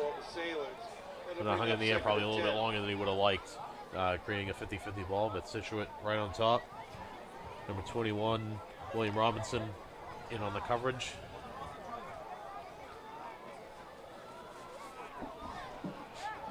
Raising use the same offensive look here, 2 receivers each side. Right, second down for the Raiders. Handoff up the middle. Hudak with the carry. Well, Situate's now going to. Situate's got 3 timeouts, so North tried to see if they could kind of run it out here, but Situate's going to utilize their timeout, so it's going to bring up about 3rd and 5, 3rd and 6 for North. Yeah, see where they spot them down, and they're going to spot them out to 27. So a 5-yard gain there by Hudak, and as you said, it'll be a 3rd and 5 now. Correction, Situate. So we're going to take a look at the Situate sideline over there, their coach and staff. A couple of their assistant coaches. Their head coach, Herb Devine, he just walked by in the back there. So I believe Situate has got a coach somewhere in the bleachers here. I believe he's one of their defensive coaches behind us here. So he'll be relaying some information down to those guys. I believe Coach Devine for Situate, he's a big part of the offense. He runs the offense for them. So that's why he probably wasn't as involved in that huddle. And now we get a look at the great shot of the Raiders huddle. Coach Ryan Craig, offensive coordinator Dylan Meehan, giving some last words. Jeff Powers as well. Jason Spry over there. Greg Summers Raiders got a good coaching staff on them this year. All right, so it's going to bring up now a 3rd and about 5. Kind of that in-between dilemma here. Are you going to run it or do you pass for the first down? And Galligan throws it downfield, and it's incomplete. Was looking for Nate Sampson. The ball was just a little too high for him to bring down. Sampson was trying to keep his feet inbounds there as well, but it goes incomplete, as we'll see here on the replay, and I'll bring up 4th down. Tough break there for the Raiders. Sampson did a good job. He got open. Just missed by inches there. Like he's trying to fit one tight on the sideline. Sidgwick was all over the coverage too. Number 9, Lachlan Steinmeier, right behind. Unfortunately for the Raiders, that stops the clock, and Sidgwick hasn't had to use a timeout for that down. So Sidgwick will get the ball back off of this punt with 2 timeouts left and probably somewhere in the vicinity of 25, 22 seconds, depending on how long this ball rolls. All right, high kick there, and the dog does roll. Takes a nice North Quincy roll, and they finally gonna let it stop down at the 36-yard line with 24 seconds left. Good job there by Rodriguez Smith. You'll see some guys go pick it up. There's a good job. You just kind of let it die and let the official blow the whistle there. Wait and see how long he's going to take to blow it. So you probably got a couple extra seconds out of it. 23 seconds left. Situate will have the ball in the 36. See if maybe they take a shot or two. They got 2 timeouts, so they can get down the field. Their kicker, Sam Howell, looks like he's got a pretty good boot under him, so I don't know what his range is. I imagine it's going to be at least 25, 30 yards. He might be able to kick it. So we'll see if maybe they try and get in field goal range before the half. Ball at the 36-yard line. Over to the right side, Robinson, and he's going to get knocked out of bounds. Flag on the play. It's going to be coming back. I think it was a block in the back. Couldn't tell who it was on the sideline, but somebody got taken out right near the sideline. Might have been Marquez, and that was blocked. Definitely looked like it was at the very least on his back. As we take a look at the replay, Situate running one of their safe plays, a screen to the boundary, looking to get out of bounds, and you can see it right there at about the 43-yard line. Personal foul, clipping here, 15-yard penalty. Against the Sailors. So let them march him back. The Situate with the offensive play to try a quick play to save time and get up the sideline. 15-yard spot. We'll see whether this changes their philosophy in terms of whether they decide to kneel it out. The huddle's all pretty close together, so this might indicate a situation where they're just going to take the knee and go to the locker room. And that looks like that is what's going to happen after the 15-yard penalty. All right, so that will be the end of the first half here, and it was an exciting first half with a back-and-forth action. Both teams were fighting hard, both literally and figuratively on the field here, as we saw down after one of the interceptions by North Quincy on the Situate sideline.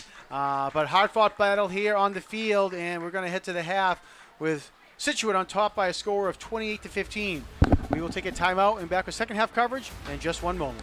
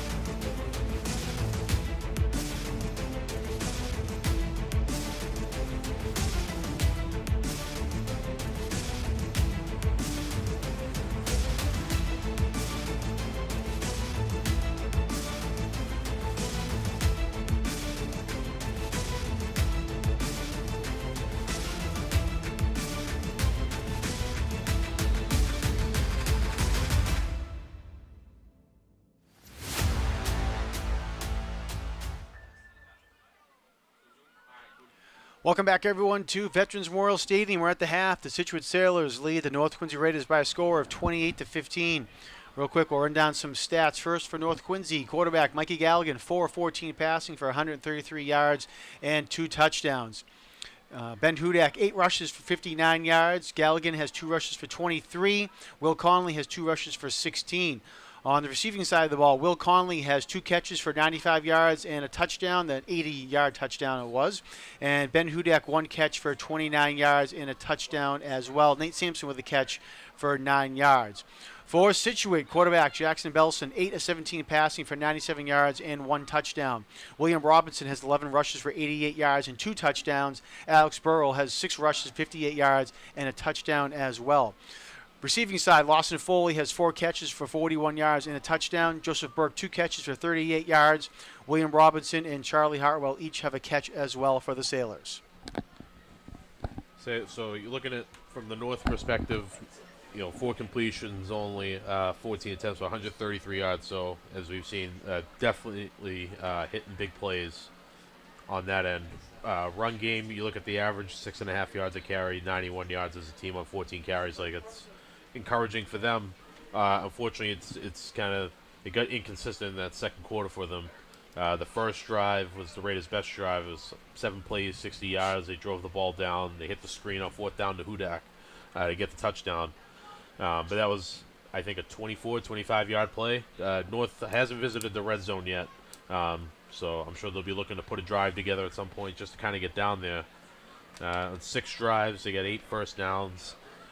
So I'm sure that they'll be looking to possess the ball a little bit, have some consistency, be able to kind of grind it out, keep the ball away from Scituate. Whereas when you look at either from the Sailor perspective, 13 first downs, 6 drives, averaging just over 2 first downs a drive. That's a pretty good number. Like if you were to average it out, usually you want to average around 1.8, 1.9. Kind of analytically speaking, John. The turnovers too are a big thing.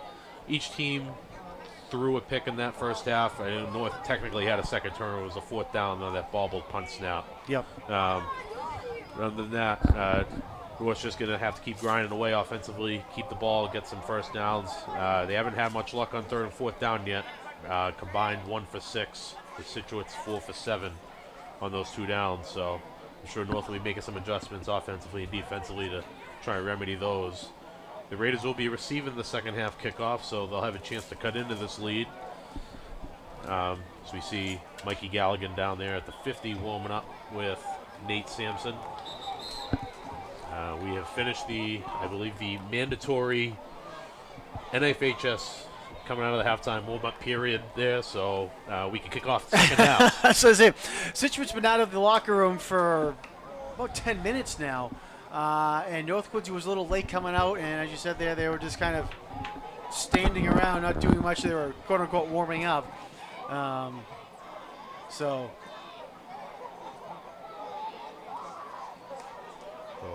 look for North to put together a good kick return here to get things started. The couple kick returns the few that they've been able to have. The first one, they had a really good wall set up towards the bottom of the screen here, towards the north sideline. And then Scituate adjusted right after that. And they immediately kicked away from Rodriguez Smith and away from that wall. So we'll see if North will try that wall again or if they just go back to more of a middle type return. all right, here we go, finally underway here in the second half. As you might remember, North Quincy won the opening toss and elected to defer their option to the second half. All right, this kick is going to go out of bounds at the 20-yard line. Rolls out of bounds, and that's going to be a penalty. So looks like Coach Ryan Craig might be trying to get some direction there from the official on the spot on whether they're going to re-kick or just take the penalty from there. So the flag is down at the 19-yard line. Kick out of bounds. Ball will be placed on the 35-yard line. First down. It's basically a 15-yard penalty equivalent from the touchback, I guess, if you will. So Raiders are going to elect to take the ball, and they're going to take it on the hash as well.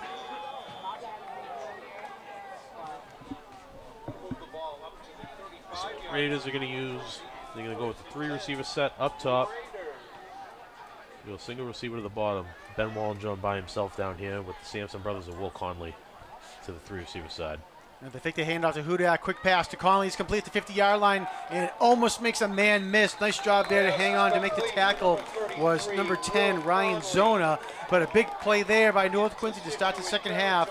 And all the way up into Scituate territory go the Raiders, as we'll see here in the replay. Great job. They fake the trap play. They pull the guard to pull the inside backers, and Will Conley sneaks in right behind it on a quick little slant route, little pop route there. So great opening play to start the second half, get this offense moving.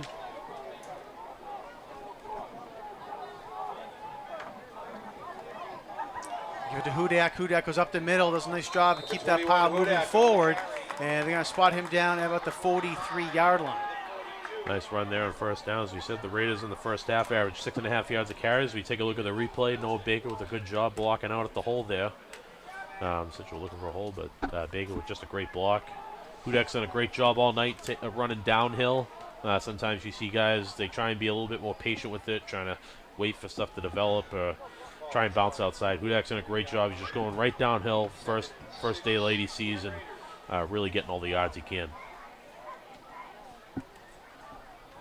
Second down, about 6 now for the Raiders. Hudak again trying to cut outside, cuts back up the middle now. Nice job here by Ben Hudak, and he's going to have the first down and more for North Quincy. And they're going to spot him down at the 32-yard line. Another big run there by Hudak. Ben's a tough player, and he's going both ways tonight. As you see in the replay, great kick out there by Taylor Marquez. And Hudak's able to just bounce outside. The linebacker Scituate filled the holes really nicely on the inside, creating opportunities on the edge. I believe so. Scituate, I think, is we mentioned North's down some guys. Scituate, I think, is down some guys too. Their leading tackler, Willis Ames. I haven't seen him out there. He's an inside backer, but he's a big kid. They're missing him, and it looks like North's been really targeting that area and taking advantage of that. Conley goes in motion, and they're going to give it to him. Oh, nice cut.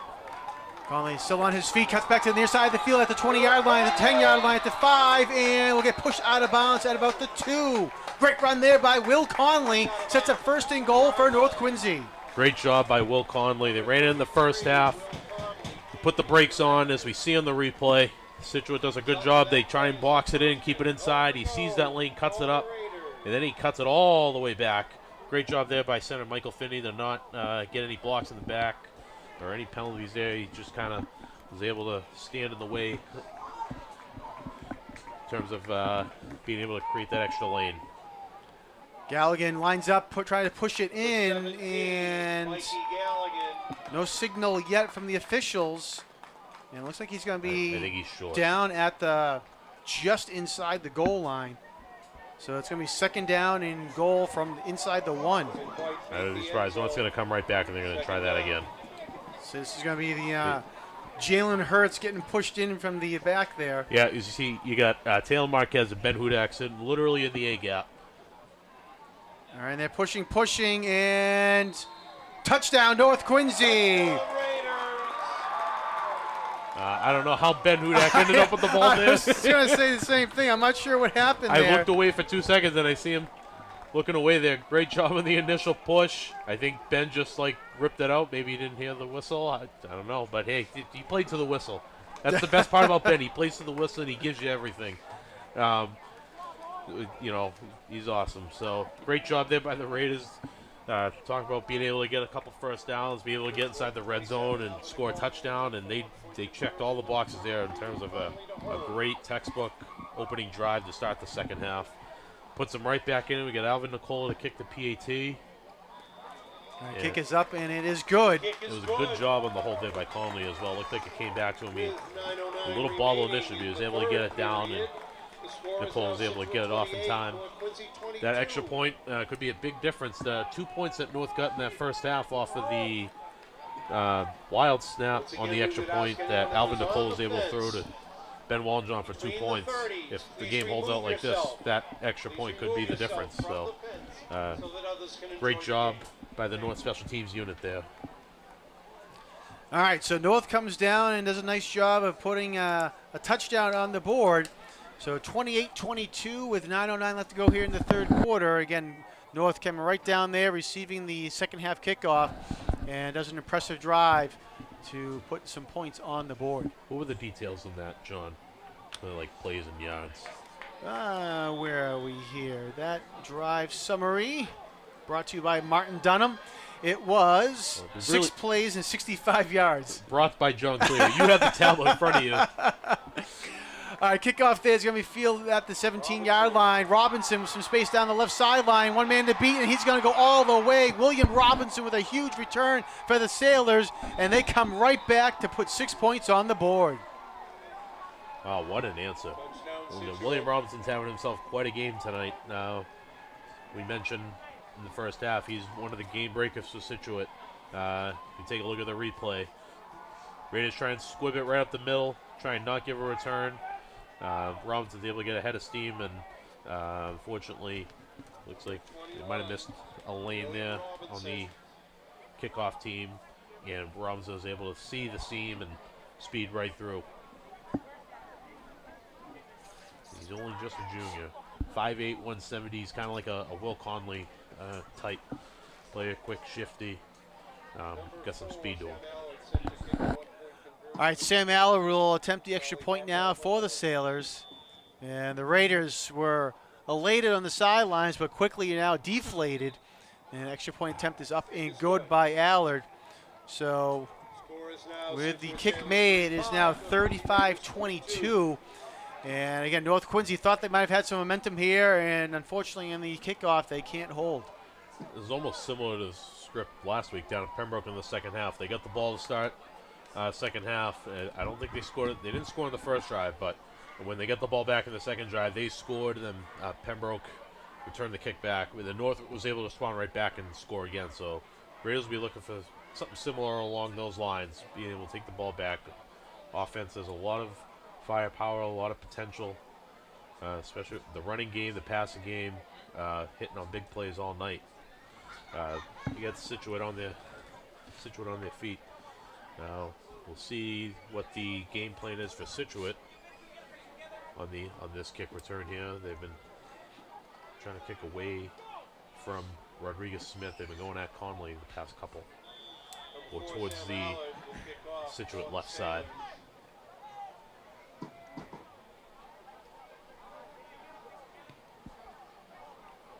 All right, towards Conley again, bounces, and Conley's going to field it at the 6-yard line. Trying to look for some blockers ahead of him. And spins away from one tackle and finally get brought down at about the 18-yard line. Yeah. So this time they definitely kicked away from Rodriguez Smith. The last time, or to open the half, they tried to kick it short and ended up going out of bounds. So you can tell Scituate's really trying to work the sidelines, directionals, trying to make the returners run onto the ball before getting it. Ball's going to be at the 18.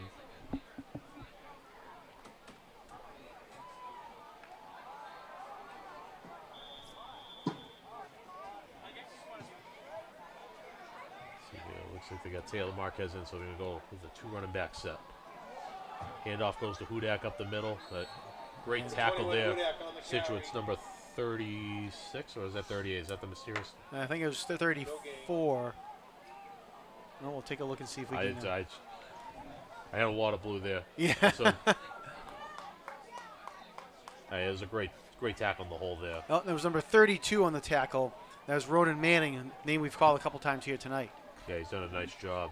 North tried a little counter action. They pulled guard and pulled Marquez across the formation. The Scituate was able to shoot the gap, make a big play. And North Quincy's got an extra guy in the field here. They're trying to run him off. Yeah, it looks like they did without any penalty call there. Yeah, nothing yet. Galligan looking. Going downfield and incomplete. Was trying to find number 14, Ben Wallenjom. And Wallenjom is going to come up limping here. Hopefully he's okay. Yeah, he might have landed awkwardly there. That might be a cramp. Maybe, yeah, yep. Hopefully, yeah.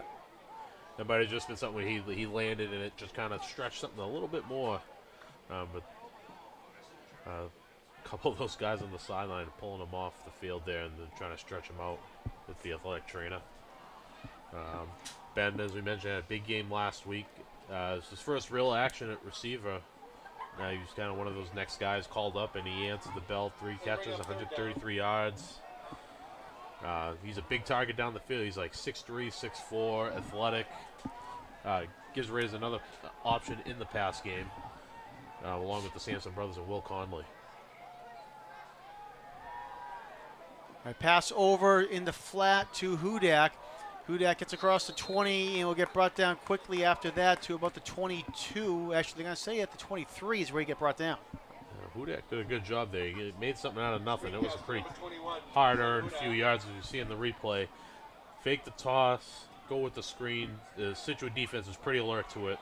They were ready for the screen. As you see, they had a bunch of jerseys over there ready for that one. So Raiders try the safer option in terms of instead of pushing it down the field, they try a quick little screen maybe to get the first down, but they're going to play field position here with Michael Nista back to punt. And now North Quincy's shorter man, so they get the 11th man onto the field. Low snap, Nista fields the ground ball and gets it off. Nice job there by Nista, and a great kick as well. And I'm not sure if Situate touched it or not. I didn't see any flags pop out, or excuse me, beanbag. Yeah, North sideline thought that he touched it. Yeah, it was very, very close. It was very close. North's doing a good job trying to sell that there. Sam Allen was back for Situate, and I think it was just a weird hop. Something happened where he kind of last second just aborted trying to field it. I think had the Raiders known, as we see on the replay, they were banking on the fact that he touched it, and that's why I think they went after it. Yeah, yeah. It's pretty tight. It's hard to tell, just because it's like you're looking at him from the other end there. It's very close. It's very close. I think it missed. I think it did miss him. Yeah, it was very close. But I think North was banking on the fact they touched it, because otherwise they would have let that roll a little bit more. Obviously, they were just jumping on it, being alert. But you like to see the hustle there. That was, I think, Tommy Wirtz down there. He's now playing some defensive end with Wallenjohn getting stretched out.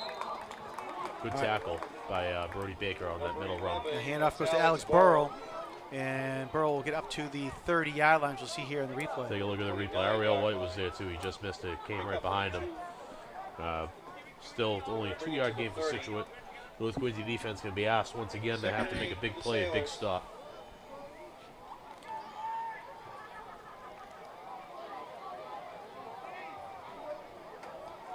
Tight end wing to the bottom. Motion, that's their second tight end. Belson over to the left side, and let's see, Lawson Foley with a catch and run, and he's going to get up to midfield. Actually going to say he stepped out of bounds at their own 48-yard line. As we'll see here in the replay. Nonetheless, a big first down for the Sailors. Motion across, just came on a quick out, so good job there.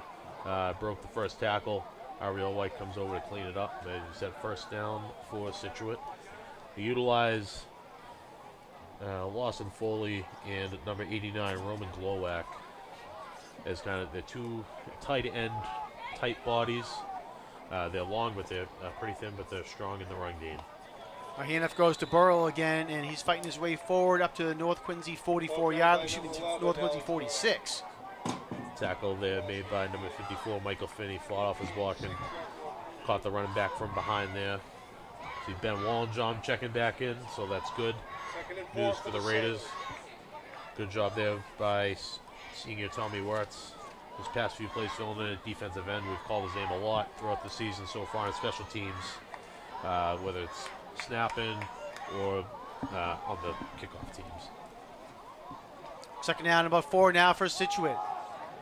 Burrow gets the handoff, trying to get to the outside, being pursued by 4 Raiders, and looks like for all that running, it's going to be no gain, as we'll see here on the replay. Might have gotten like one. Taylor Marquez shot through the initial pressure, and Paul Dillon was chasing, but Burrow's a pretty quick kid. Good job there by, I think that was Nate Sampson, that ended up knocking him out of bounds. Lost one. And they mark him back down at the 47-yard line. So instead of loss of 1 on the play. So I'll bring up now a 3rd and 5. three receiver set. North's going to get a line up top. Here we go. Jackson Belson, quarterback for the Sailors, 6'2" senior.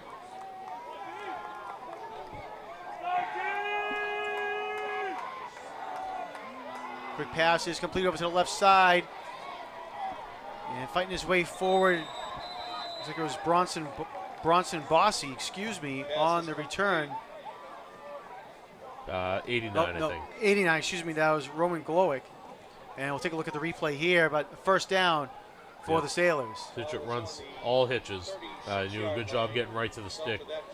Right to the sticks, excuse me.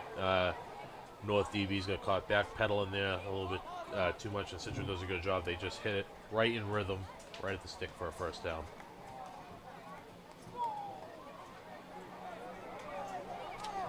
Situate doing a good job here, taking kind of the air out of the clock a little bit.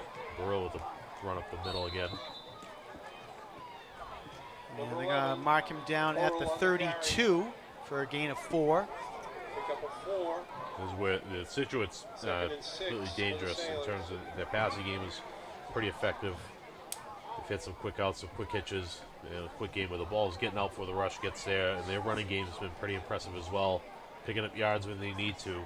The first half they were averaging 7 yards, almost 8 a carry, and I'm sure they're right around that still. See, the Raiders have adjusted. They've tried to bring a little bit more pressure up the middle and on the inside. Fake the handoff, pass down the middle of the field, and it is almost picked off there. Rodriguez Smith was right there. I'll tell you, Blake Nelson saw it coming too, and he tried to reverse course, and he almost got his hands on that cutting back too. Take a look at the replay here. As you can see, Rodriguez Smith coming in, and with the intended receiver as well, Lawson Foley. And Blake Nelson opened up to it, and the receiver cut behind him. He almost made a big play on that too. To create another third and medium situation here for the Sailors. 2 for 5 in the first half. Situate was 2 for 2 on fourth down. So big key for the Raiders. They got to be able to get a couple stops here and get the ball back. Third down. Belson's pass over to the left side is complete, and it'll be a first down for the Sailors. It was over to number 26, Charlie Hartwell. Hartwell, I believe, caught the first touchdown, right, John? I believe so, yes. Yeah, good little route there. Whip route. He broke inside like he was running a slant. A few steps. Playing on his inside foot, broke it right back outside, and Rodriguez Smith was right there, but a good route there by Situate. Doing a good job keeping the Raiders on their toes.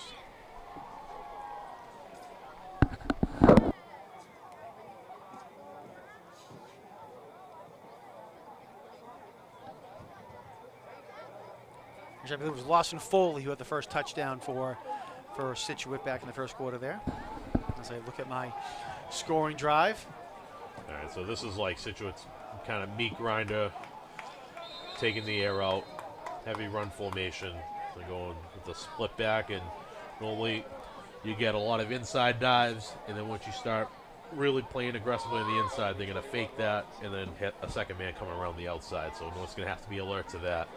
Something that Situate hasn't shown this year necessarily. As we take a look at the replay, got that back coming right up the middle, and it's just everyone's up front is just blocking man on. The big play is gonna be the second man as they hit it there. Robinson had 1 yard on that last play, and this play goes now to Alex Burrow, and Burrow going to be right at the first down marker, and he goes past it.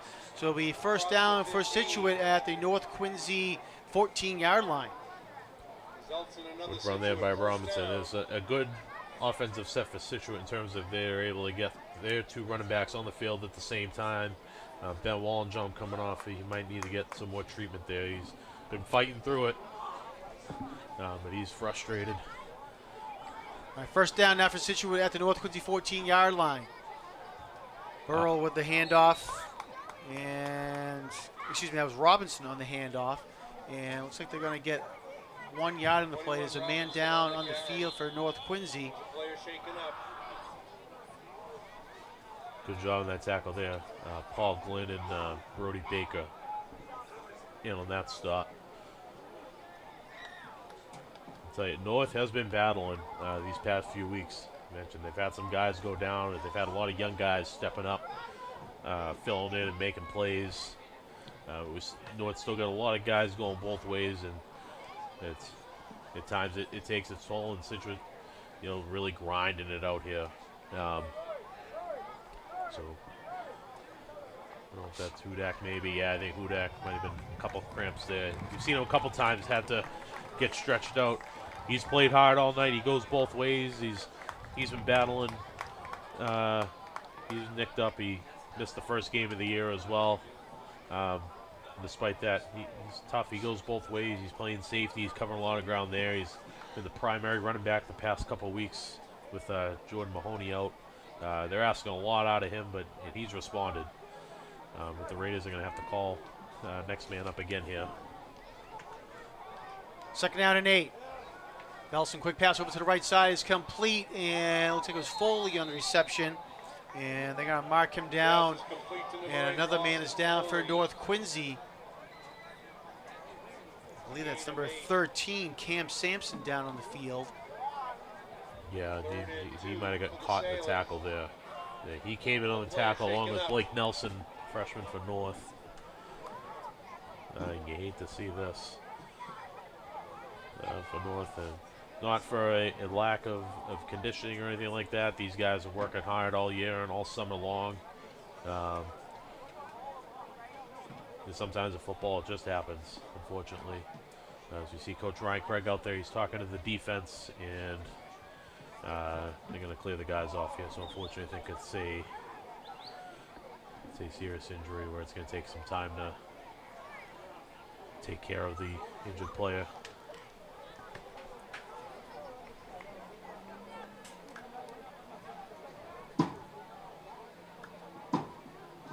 We hope he's all right, but we see a good line of communication down the field. Head coach Ryan Craig with the trainer Brennan Gano.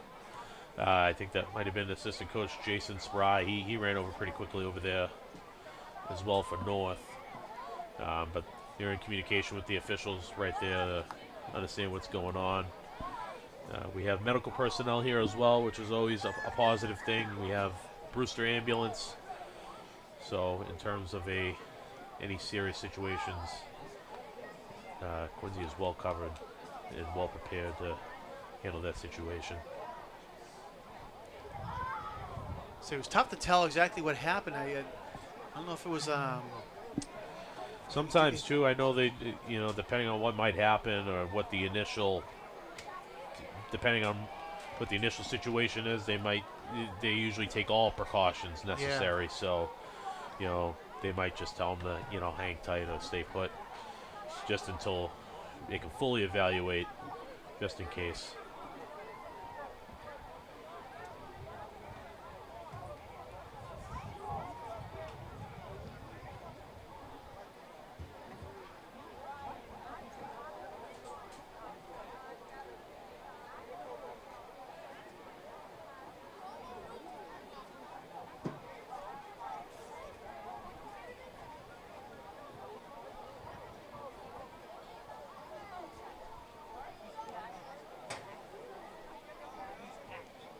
Well, while they attend to him, real quick, we'll look at North Quincy's upcoming schedule.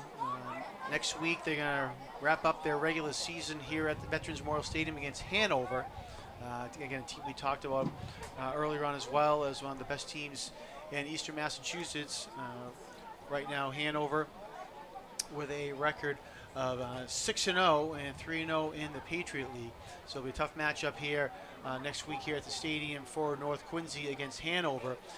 Tomorrow afternoon, I should say, which is going to be October 21st. Quincy High School is going to host Plymouth South, the Plymouth South Panthers. And then next week, Quincy will be down at Scituate to wrap up their regular season matchup. And then we'll be getting into the playoff / non-playoff matchups, depending on where the teams fall in the power rankings. So we mentioned before, that win for North last week down at Pembroke is huge because it makes them playoff eligible. They're currently 16. They got a couple teams in front with one win. So they have the opportunity to move up at least a couple spots. But the 3 wins ensures playoff eligibility. We mentioned Quincy sitting at 2-4. They're in a must-win situation if to be playoff eligible. And they got 2 tough games coming up. At least they got Plymouth South at home. That's a game I'm sure they'll be targeting, and even Situate as well. Quincy's shown this year they got a lot of potential. They got a lot of skilled firepower. They got some big size up front, so they'll be able to compete. They can compete with anybody, really.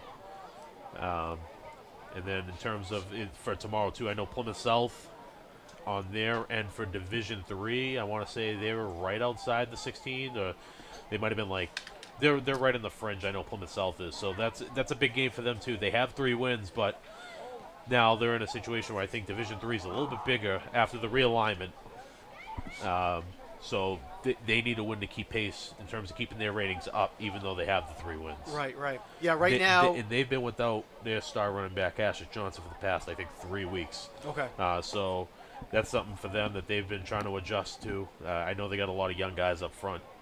Plymouth South does. So I'm sure that Quincy will have a game plan ready if Cassius Johnson is playing, but that the Plymouth South struggled the past couple weeks not having him available.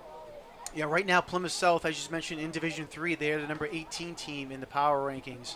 And real quick, we can run down Division II. I mentioned earlier, Marshfield, going in the Patriot League where they are. Marshfield in Division II is number 3. Plymouth North is number 15. North Quincy 16 and Quincy 17. So some Patriot League teams right there at 15, 16, 17. In Division III, Hingham is number 13. Plymouth South number 18. Whitman Hanson 22 and Silver Lake number 23. In Division IV, Duxbury is number 2 and the Situate team number 7. And in Division V, Hanover, as I mentioned a couple times, they're the top team in Division V at number 1 seed, and Pembroke number 15. So as it would stand right now, a lot of teams for the Patriot League will be into the playoffs, but again, a couple weeks left here to go and see where the teams will fall in those remaining 2 weeks. The positive thing for North the next couple of weeks is their rating it should go up a little bit in terms of, so the way the ratings work is you have your own rating, which is based on margin of victory, capped at 14 points. So it's just basically where your point differential averaged out, capped at 14 points divided by the number of games you play. And then the opponent rating, which is basically everybody's rating averaged out, I believe, that you play or added together. I forget how it works. It might be all added together. But for North, the benefit the next couple weeks is they have Situate right now and they get Hanover next week. So their opponent rating is going to go up a lot more because they're playing 2 teams that have very good ratings. That have played very well. So that'll help them, even if, right now they're down by 14. But they will get a little bit of a boost in the opponent rating. That'll kind of balance out the loss a little bit if they're not able to come out on the right end of it today. And then, like I said, for the realignment, so it was weird. Division II for the longest time, at least for the past 4 years, that might have been like the largest division in the state. I feel like there might have been like 30 teams in Division II, and now after the realignment, there's only 22 teams in Division II. So it's good for Quincy and North because it gives them an opportunity to be able to qualify for the postseason play, something they haven't done since the 2018 season, where they lost to Plymouth South at Creedon in the first round.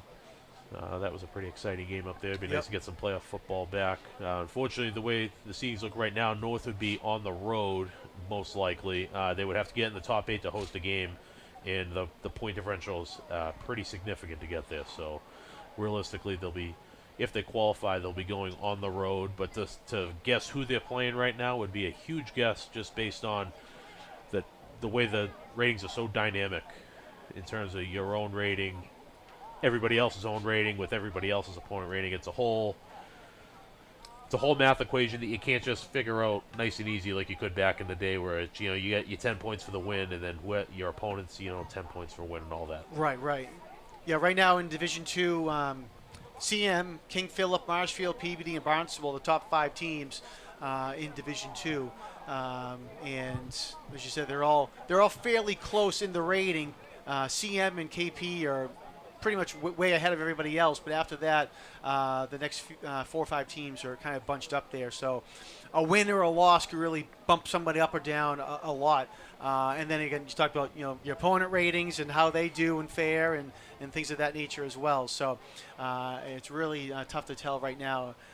Next week, a little bit more of a clearer picture once we have this week under our belt to see what happens.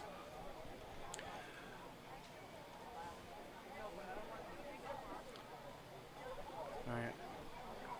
Well, I think what we're going to do right now, Martin and I are going to take a quick break and come back in just a couple minutes here as they, again, attend to North Quincy player down on the field. Again, hopefully he's okay, but Martin and I will take a quick break and be back in just 1 second.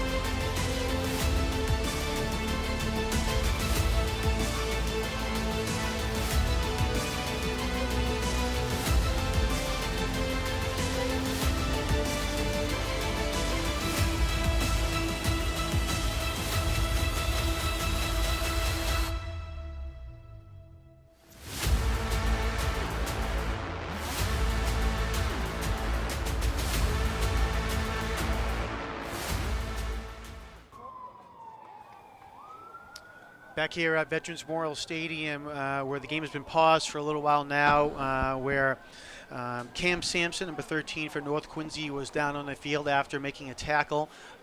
He had to be, unfortunately, put on a stretcher and put into an ambulance and taken away to, I'm assuming, to an area hospital. So hopefully he's okay. Not sure the full extent of what the injury is. I'm not going to speculate either, but obviously he was serious enough that he was taken away, and hopefully he's okay. Both teams huddled up on the sidelines, as you might have seen there, and coaches talked to them, and the game is going to continue. So our thoughts and prayers out there to Cam and to his family. Martin, I don't know. His brother Nate is. Did he still down the field? I can't see if he is, but yes, he's a corner, John. he's he's outside the shot here, but he's on a corner, and then he's got a younger brother too, Ryan. He's on the sideline, quarterback. So anyway, again, hopefully everything is okay and just precautionary for taking him to the hospital. All right, so as we line up here, it is going to be 3rd down and 2 for Scituate. And I believe that it's going to let the clock expire here in the 3rd quarter. It was a tackle in the field of play. Yeah, tackle in the field of play. So this is going to let the clock run out here, and teams are going to switch sides to go down and begin the 4th quarter. Obviously, very tough whenever this happens on a football field. And for teams to come back and try to go back up and crank it up to full speed. That's one thing with football, Martin. You can't play half speed, because then, unfortunately, this leads to more injuries. So you really have to get back out there and get focused and try to get focused on the game as best you can after something like this has happened. Yeah, we'll see kind of how the game sort of develops here. We saw Scituate was really taking the air out, holding the ball. I wouldn't be surprised if we kind of just see more of that, kind of keep the clock rolling as long as possible in terms of if tournament seeding purposes. Right now, Situate's in position to get maximum points, so I'm sure they'll be looking to score in this drive to kind of cap it off, but they won't need additional. There's no incentive to really run it up, if you will. Right. During that break as well, it was a very nice gesture and class from head coach Herb Devine from Scituate. He came over as well, and he spent a pretty lengthy period of time over with the North coaching staff and everything over there as well. So just kind of that human element here. Situate's going to go full house team backfield. All right, they hand it off to William Robinson, and Robinson will go in for the touchdown for the first play of the 4th quarter. So it's one of Situate's other full house backfield sets that they can go to. T backfield, that's one that they pull out less frequently, but when you get the running backs, as you see, leading through the hole there, it was number 11 Alex Burrill. It looked like number 32 Ronan Manning. So you get a physical skill guy leading through the hole on a linebacker. Get it in the end zone for Scituate. All right, extra point attempt is up, and it is good by Sam Allard. So now it'll be a 20-point lead for Scituate, 42-22. We said Scituate offense has been really rolling the past few weeks in the 30s and the 40s. After a slower start to the year, I think the younger up front, younger in general, they got some skill guys too that are on the younger end as well. The quarterback senior, Jackson Belson, he played a lot last year, so that's a big key to their operation. Anytime you get an experienced quarterback back there, it expedites certain parts of your offense. You have the ability for him to kind of manage the game, manage the huddle. And Scituate does a really good job top to bottom. I know, as most programs do, they're pretty consistent with what they run at all levels. So when these players are coming up to the varsity, they've been in that system for a while, and I'm pretty sure they run a pretty similar system in their youth program. I know they're teamed up with Cohasset. So these guys got a lot of experience in the basic foundation of how Situate wants to play the game. Number 4, Sam Allen, such a kickoff for the Sailors. All right, it's a short kick, and it's going to go out of bounds. And out of bounds at the 33-yard line. So we'll see. North looks like the offense coming out, so they're just going to elect to take the ball. They'll take the spot as opposed to the re-kick. Let's see what the plan of attack is here for the North offense. Kick out of bounds. There'll be a 5-yard penalty added on. Okay. So they're going to spot the ball at the 39-yard line. 5 yards from where it went out of bounds there. Place the ball on the 39-yard line. First and 10 Raiders. All right, so Raiders come out. Gallagher in the shotgun for North. They're spread out here, so that like if by North they're going to attack, they're going to keep playing. It's what you like to see. They're going to play hard, and they're going to play to the final whistle. Great throw, and I think he was in bounds. That's a great catch by Nate Sampson.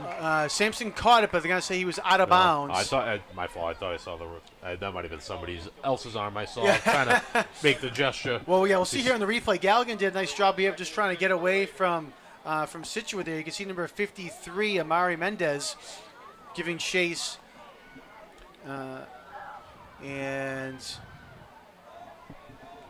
so you can see, the official right there says it was out of bounds. So we'll look on offense now. Marquise Rodriguez-Smith, I believe, is wide receiver that we'll see there, number 3. He's coming towards us. He's in the slot.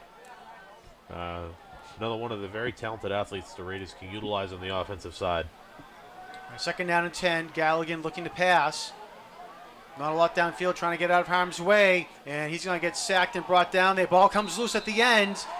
He would get sacked there by Aiden McCormick, and Gallagher calls his own I number. believe they said he was down before the ball came out, so it'll remain North ball.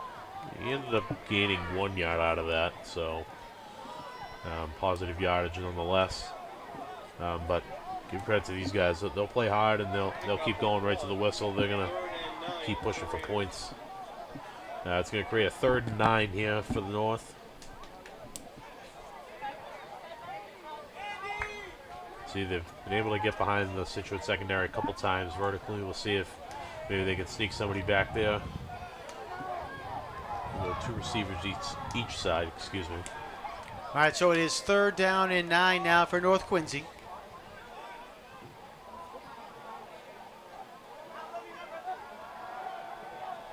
Gallagher rolling out, being pursued again by defender, throws it, and it is incomplete.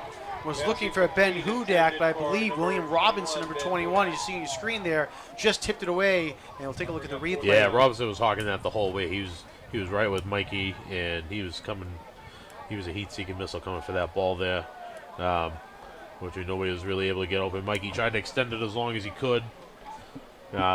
Unfortunately, Situate did a really good job. They sent that late pressure, too, right up the middle, which flushed them out pretty quickly. And that'll force the punt team on. We got Michael Vista back to punt again for the Raiders.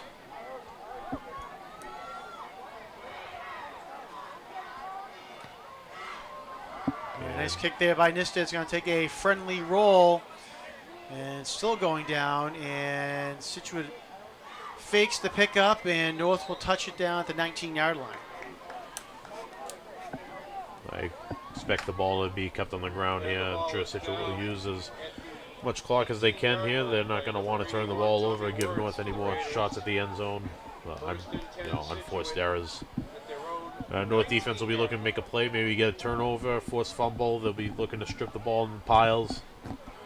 See if they can make something happen here.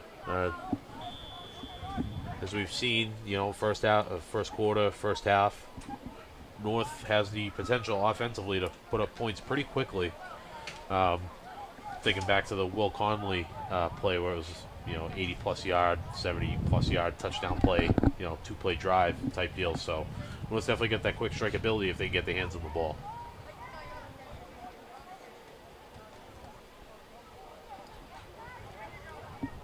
All right, Situate comes to the line, ball at the 19-yard line, first down and 10.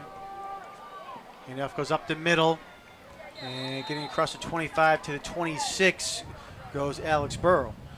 Tackle there made by sophomore linebacker Brady Craig, another one in the Craig family line of very talented linebackers. As we see on the replay, he comes through the hole. He's got off his block, got in the back, but Burrow's a pretty strong runner.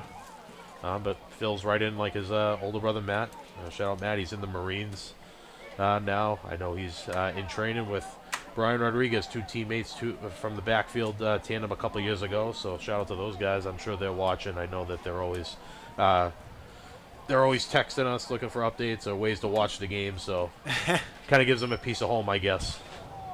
All right, Burrow with the handoff, and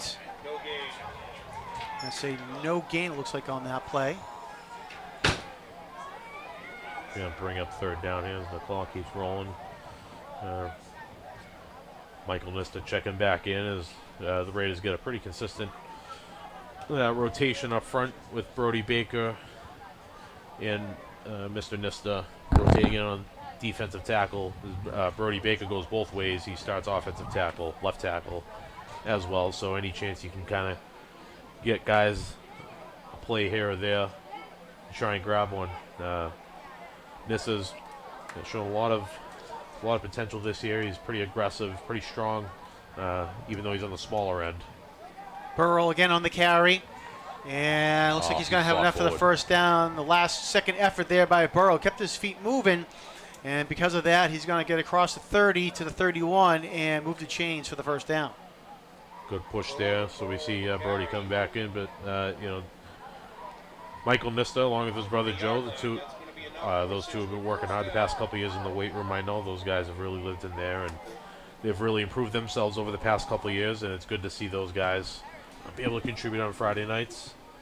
And they'll be back next year as well, as they're both juniors.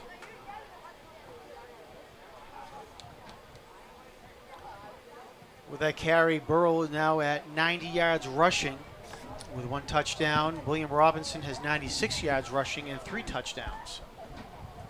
All right, Situate waiting to the very last second here to get a snap off. Belson going to keep it himself. Big hit there by, looks like it was number 2, Marquez, for North Quincy to bring him down. And they're going to get a gain of about 4 on that play up to the 34. Not sure if there was just a little mishap in the backfield there. I don't know that Belson was really keeping that. We haven't seen him run. I'm not sure that he's a running or an option type quarterback, so I think he just kind of took it there just to kind of avoid any mishaps with the ball. Good hit there, as you said, by Marquez, leading tackler for North this year. Good athlete. He's kind of one of those guys, as a lot of them are for North, these linebacker hybrid type guys where he plays outside linebacker, he plays inside. He's out in coverage. We've seen him a couple times tonight make some plays, and nice job there by the North defense on second down. William Robinson on the run, as we'll see here in the replay, had really nowhere to go. Yeah, right on cue. Marquez comes right through. Paul Glynn gets the initial holdup from defensive end, and Marquez bursts right through that gap to help finish it off. All right, mark the ball back to the 32-yard line, so loss of 1 there on the play. Coming up on the 6-minute mark here of the game. So we see Situate doing some personnel changes here, so look for them to air it out a little bit. Maybe they brought in some of these receivers back in. Charlie Hotwell checked back in. See Sam Allard there, number 4 on screen. Number 8, Lawson Foley, he hasn't come off. And a timeout was called. Yeah, I think they were just before letting the flag. clock. Yeah, I think they were just letting the clock run down. Yep. So, see, Situate will plan for something. Did they keep that same personnel group in there? We've seen them. Timeout, Situate. Thank you, Mr. Staja. Here, pointing towards the Situate end, the Situate huddle. We've seen a couple times Situate's a little smoke and mirrors. They have some motion, some fake to the back one way and screen the other. So possibility we'll see Situate utilize some form of a screen to kind of keep the throws short and safe. Yeah, they're going to have a 3rd down and 8 when they come back here. 5:59 left to go in the game. Get a good look at the Raider defense coming out here. They've scrapped and battled all night.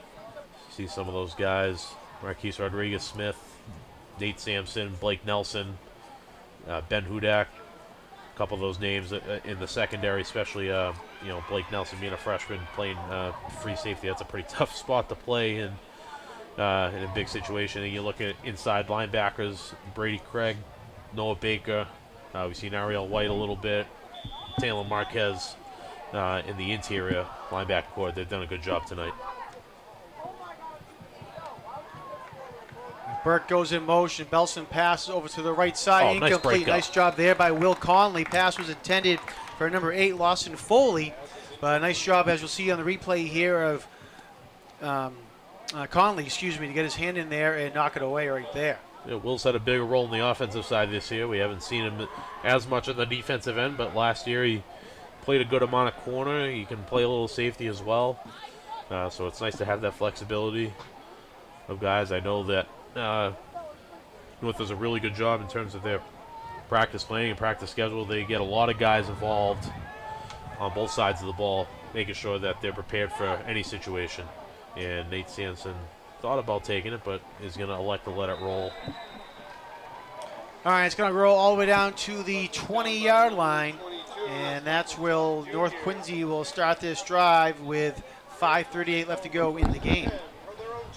We got the offense coming back on. It's good to see. We got Ben Wallenjom. He's jogging back on, so he's looked like he might have suffered from some cramps earlier, but he's all stretched out, hydrated.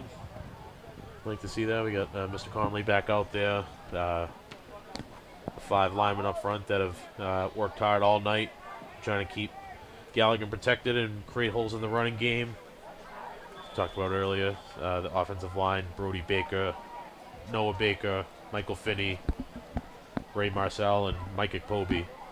Tonight, that unit of 5's done the work. All right, Galligan in the shotgun for North Quincy. He's going to hand it off right up the middle to Ben Hudak, number 21. Ben Hudak. Senior running back for North Quincy. And Hudak's going to get across the 25 to the 26. Yeah, Hudak's going to be around 80 yards tonight. Pickup of 6. He's had a solid game, and North's done a great job all night when they've been able to stay on schedule and be able to run the ball. That interior run game, that trap game has been there all night. Attack in the middle, so you can definitely tell the North coaching staff sees something that they like, and they're doing a good job being able to hit it. Unfortunately, at this stage of the game, being down 20 doesn't help them, but there we go, another big one. Hudak was at 79 yards, Martin, and now he's going to be over 100 with a big run here. He's going to get up to the 45-yard line. Great run there by Hudak, and a first down for North Quincy. Great job there by Ben. We see in the replay. Trap again. Noah Baker comes across. But the thing, as he tries the nice little hurdle there, I think he thought somebody was going to go low. But nice gap scheme, meaning that, the linemen are protecting certain gaps or blocking certain gaps. And when you create that horizontal movement, it opens up cutback lanes in different areas, and Ben's done a good job finding it. Even though the trap was designed to go to the right, they were able to block the inside gaps where he could cut back to the left. Looking downfield, Conley wide open again at the 20, 10, 15, touchdown, North Quincy. Conley again snuck behind the defense and goes in for the big score. Great connection there, and as we take a look at the replay, play action fake. Mikey's got time. He's able to get his feet set as well as he can, and I'm sure he couldn't get that out fast enough to Will. You could tell he was trying to get it out there. He saw him right away. Great job, and with that touchdown pass, that's his 12th touchdown pass of the year. That sets the new North Quincy standard for a single season. So it's a good job there by Mikey. Congratulations to him, even though in a losing effort. But it just goes to show he's had an incredible season so far. 12 touchdowns. He's only thrown 3 interceptions, so he's really matured in that aspect. And it looked like, I don't know if they got kicked. I think it was No partially good. blocked I or not, I but think it was partially tipped there. Keeps it upfield. The score is so Situate nonetheless 42, it is 48. short of its goal. So North Quincy will take a 42 to 28. Excuse me, is Situate on top here with 4:17 left to go. We're going to take a look at the replay and see if the ball got tipped. Oh, I'm sorry. We're going to take a look at the touchdown here. Yeah, so great job, just snuck right behind, and Will's had to do a lot of running tonight. But that's the big play potential that he has. But going back to Mikey, there might not be, Mikey's worked as hard as anyone within the program in the off season. I know he works with a quarterback coach. It's a pretty well-known guy, program, the N2 quarterback academy. A lot of the top guys in the area go work with that program. And he's down there in the middle of winter. He plays lacrosse in the spring. I know that he works out when he can with them, in addition to doing the strength and conditioning program with the football team as well throughout the off season and the summer. So it's really nice to see, him. He's put in a lot of work, and he's really matured on the mental side. I think that's like the biggest aspect for him. Last year, he played a little bit. There was a lot of turnovers. We saw a lot of those rollouts where he's throwing more of those 50-50 balls. We've seen him cut down on that a little bit this year. Just the fact that they haven't turned the ball over as much as for the offense. They haven't turned it over. That's really helped them succeed. All right, North tries the onside kick, and a nice job there. So we can get number 15, Joseph Burke, coming up to field that ground ball and keep control of it there. So nice job by Burke, and Situate will take over, and it's going to say at the North Quincy 49. So almost, it's probably as good of a look as an onside as you can get for North. It's pretty regulated how you can kick them. You can't like drive it into the ground to get like that one hop and then get it 8 feet in the air. You're not allowed to do like a short pop-up type of deal. It's basically got to be pretty much like that. You got to grub it along the ground and hope that you get a good bounce. Citrus going to go full house, double tight, T backfield, try and run it out. All right, Robinson on the carry over to the right side, and just does get pushed out of bounds at the 38-yard line. Should be enough for a first down. Pushed out there by Blake Nelson. And ref's going to blow a whistle. Play banged up a little bit as we see some guys shifting in and out here. Coach Ryan Craig's going to get some new bodies in there. See number 63, or 53, coming in. Don't have 53 for the North roster, unfortunately. Ariel White coming back in. He's been back and forth all night, helping out at inside linebacker. Michael Nista checking back in. And then Brady Craig there doing a good job as the from that middle inside linebacker position. He's got some help from Ryan Wirtz. They're trying to count up whether they have 11.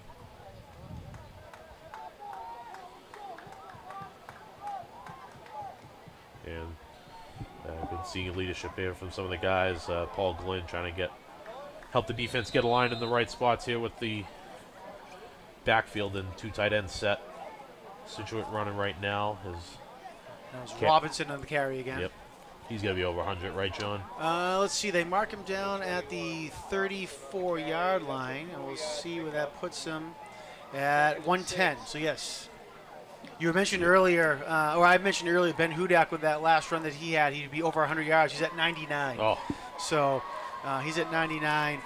Will Conley didn't get the chance to mention 167 yards receiving and 2 touchdowns here tonight. That's like the great balance of like the North receiving core. It's like every week there's a different guy that's getting like 3 or 4 catches for like 150 yards. They just break big plays. Last week it was Ben Wallenjohn. A couple weeks it was Cam Sanson. This week it's Will Conley. It makes it tough to game plan and defend against because you can't really double cover one guy if the other 3 can hit you big as well. So we see Tommy Wirtz coming in, the older brother of Ryan Wirtz. So good to see senior defensive end get some time in here. He's really improved over the course of the past couple years as well. Burrell had that last run for Situate. He's at 92 yards rushing. Yeah, they've had a lot of success, and they're getting it like 6-7 yards a pop too. Counter. Burrow gets it again, crosses the 30, and let's see if they get him to the 29. Yeah, it's the 29-yard line. Close to the line to gain. Brady Craig in on that tackle, and the mysterious number 53. Good play up front by him. 53 lining up at a defensive tackle spot.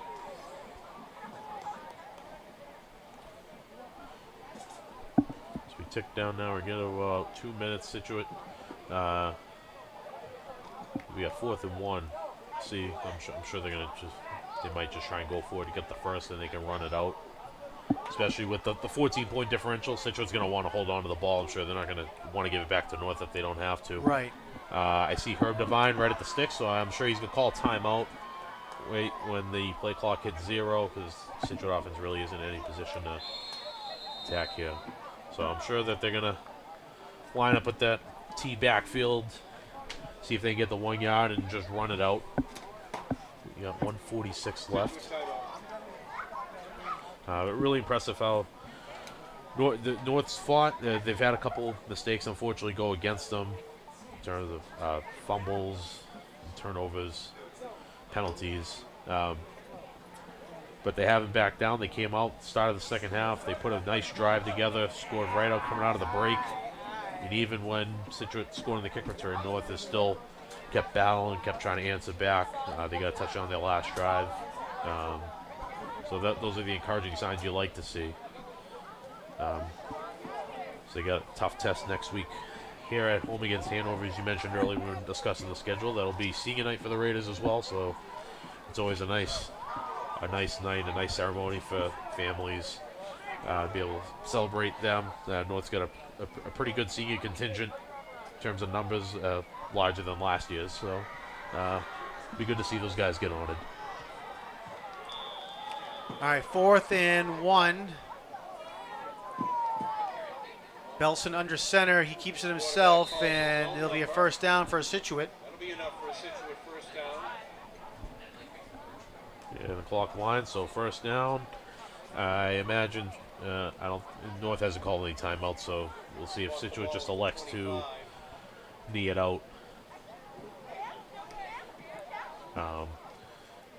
You see, usually as an offensive coach, you get the kneel chart if you're going to take the kneel on there, especially with no timeouts being called. Sometimes the refs are a little bit more liberal with starting the play clock. They might give you an extra 5 or 10 seconds before they start the actual 25-second clock. Sure, yeah. Unload the pile slowly. So this very well may be the last play if the officials, take their time with it. See how slow it gets to. Yeah. So they. Yeah, I think that they might have to kneel. They should only have to kneel one more time.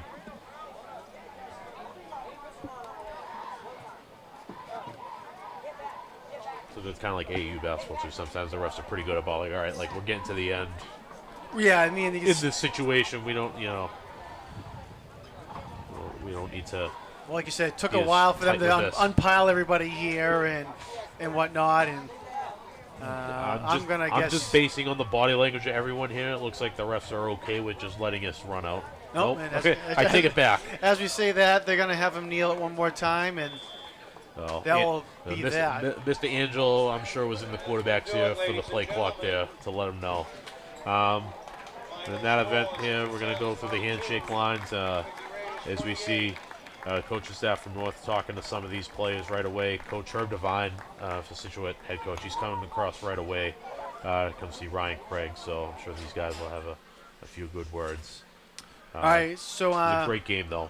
yeah. So final score here at the stadium: Situate 42 and North Quincy 28. Real quick, run down some stats. Mikey Galligan, quarterback for North Quincy, 7 of 20 passing, 211 yards, and 3 touchdown passes. Ben Hudak had 13 rushes for 99 yards. Will Conley had 3 rushes for 46 yards, and Galligan had 26 yards rushing and a touchdown as well. Conley, we mentioned a little bit earlier on, had a big receiving night, 4 catches for 167 yards and 2 touchdowns. Hudak had 2 catches for 35 yards and a touchdown, and Nate Sampson had 1 catch as well. For Situate, Jackson Belson, the quarterback, 12 of 23 passing for 140 yards and 1 touchdown. William Robinson, 17 rushes for 110 yards and 3 touchdowns. Alex Burrell had 95 yards rushing and 1 touchdown as well. Lawson Foley had 6 catches for 66 yards and a touchdown. Joseph Burke had 2 catches for 38 yards. Charlie Hartwell had 2 catches for 19. And Robinson and Rowan Glowek each had a catch as well for the Sailors. Looking at some of the highlights for North too, as we talked about. So Mikey Galligan tonight was able to set the new North Quincy standard for passing touchdowns in a single season. So congratulations to him for that. Hard work paying off. North's traditionally been a pretty heavy, wing T team for 50, 60 years. So that's why that number isn't as high maybe as some other programs. But North's been airing it out this year, and he's a big part of. He's the number one piece for why they're capable of doing that. And in addition, as well as I look over the stats as well, I'm pretty sure, 99.9% certain, he's also the new career touchdown pass holder for North as well. So a big accomplishment for him, and he's only a junior. So North will be very fortunate to have him back next year. A very talented kid. And I know they'll be chomping at the bit, ready to go next week and try and take down Hanover. All right, so I just said next week, October 27th, North Quincy will be back here at the stadium for their final regular season game, and then trying to march into the playoffs after that. Tough task next week, against Hanover. QATV will be here next week for that game, and we'll also be here tomorrow night, October 21st, when Quincy High School will host the Panthers of Plymouth South High School.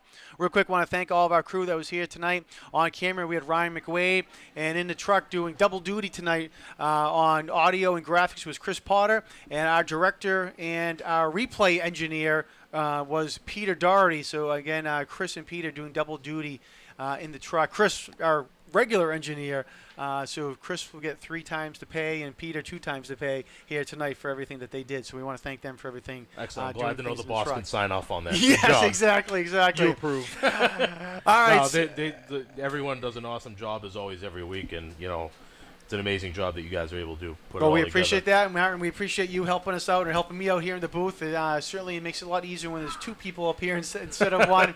And all of your knowledge that you have, just football and also North Quincy knowledge, is certainly a big help as well. And we'll glad to have you back next week when Hanover comes to town. So again, final score here: Situate 42 and North Quincy 28. For all the staff and crew of Quincy Access TV, my name is Jonathan Caleri.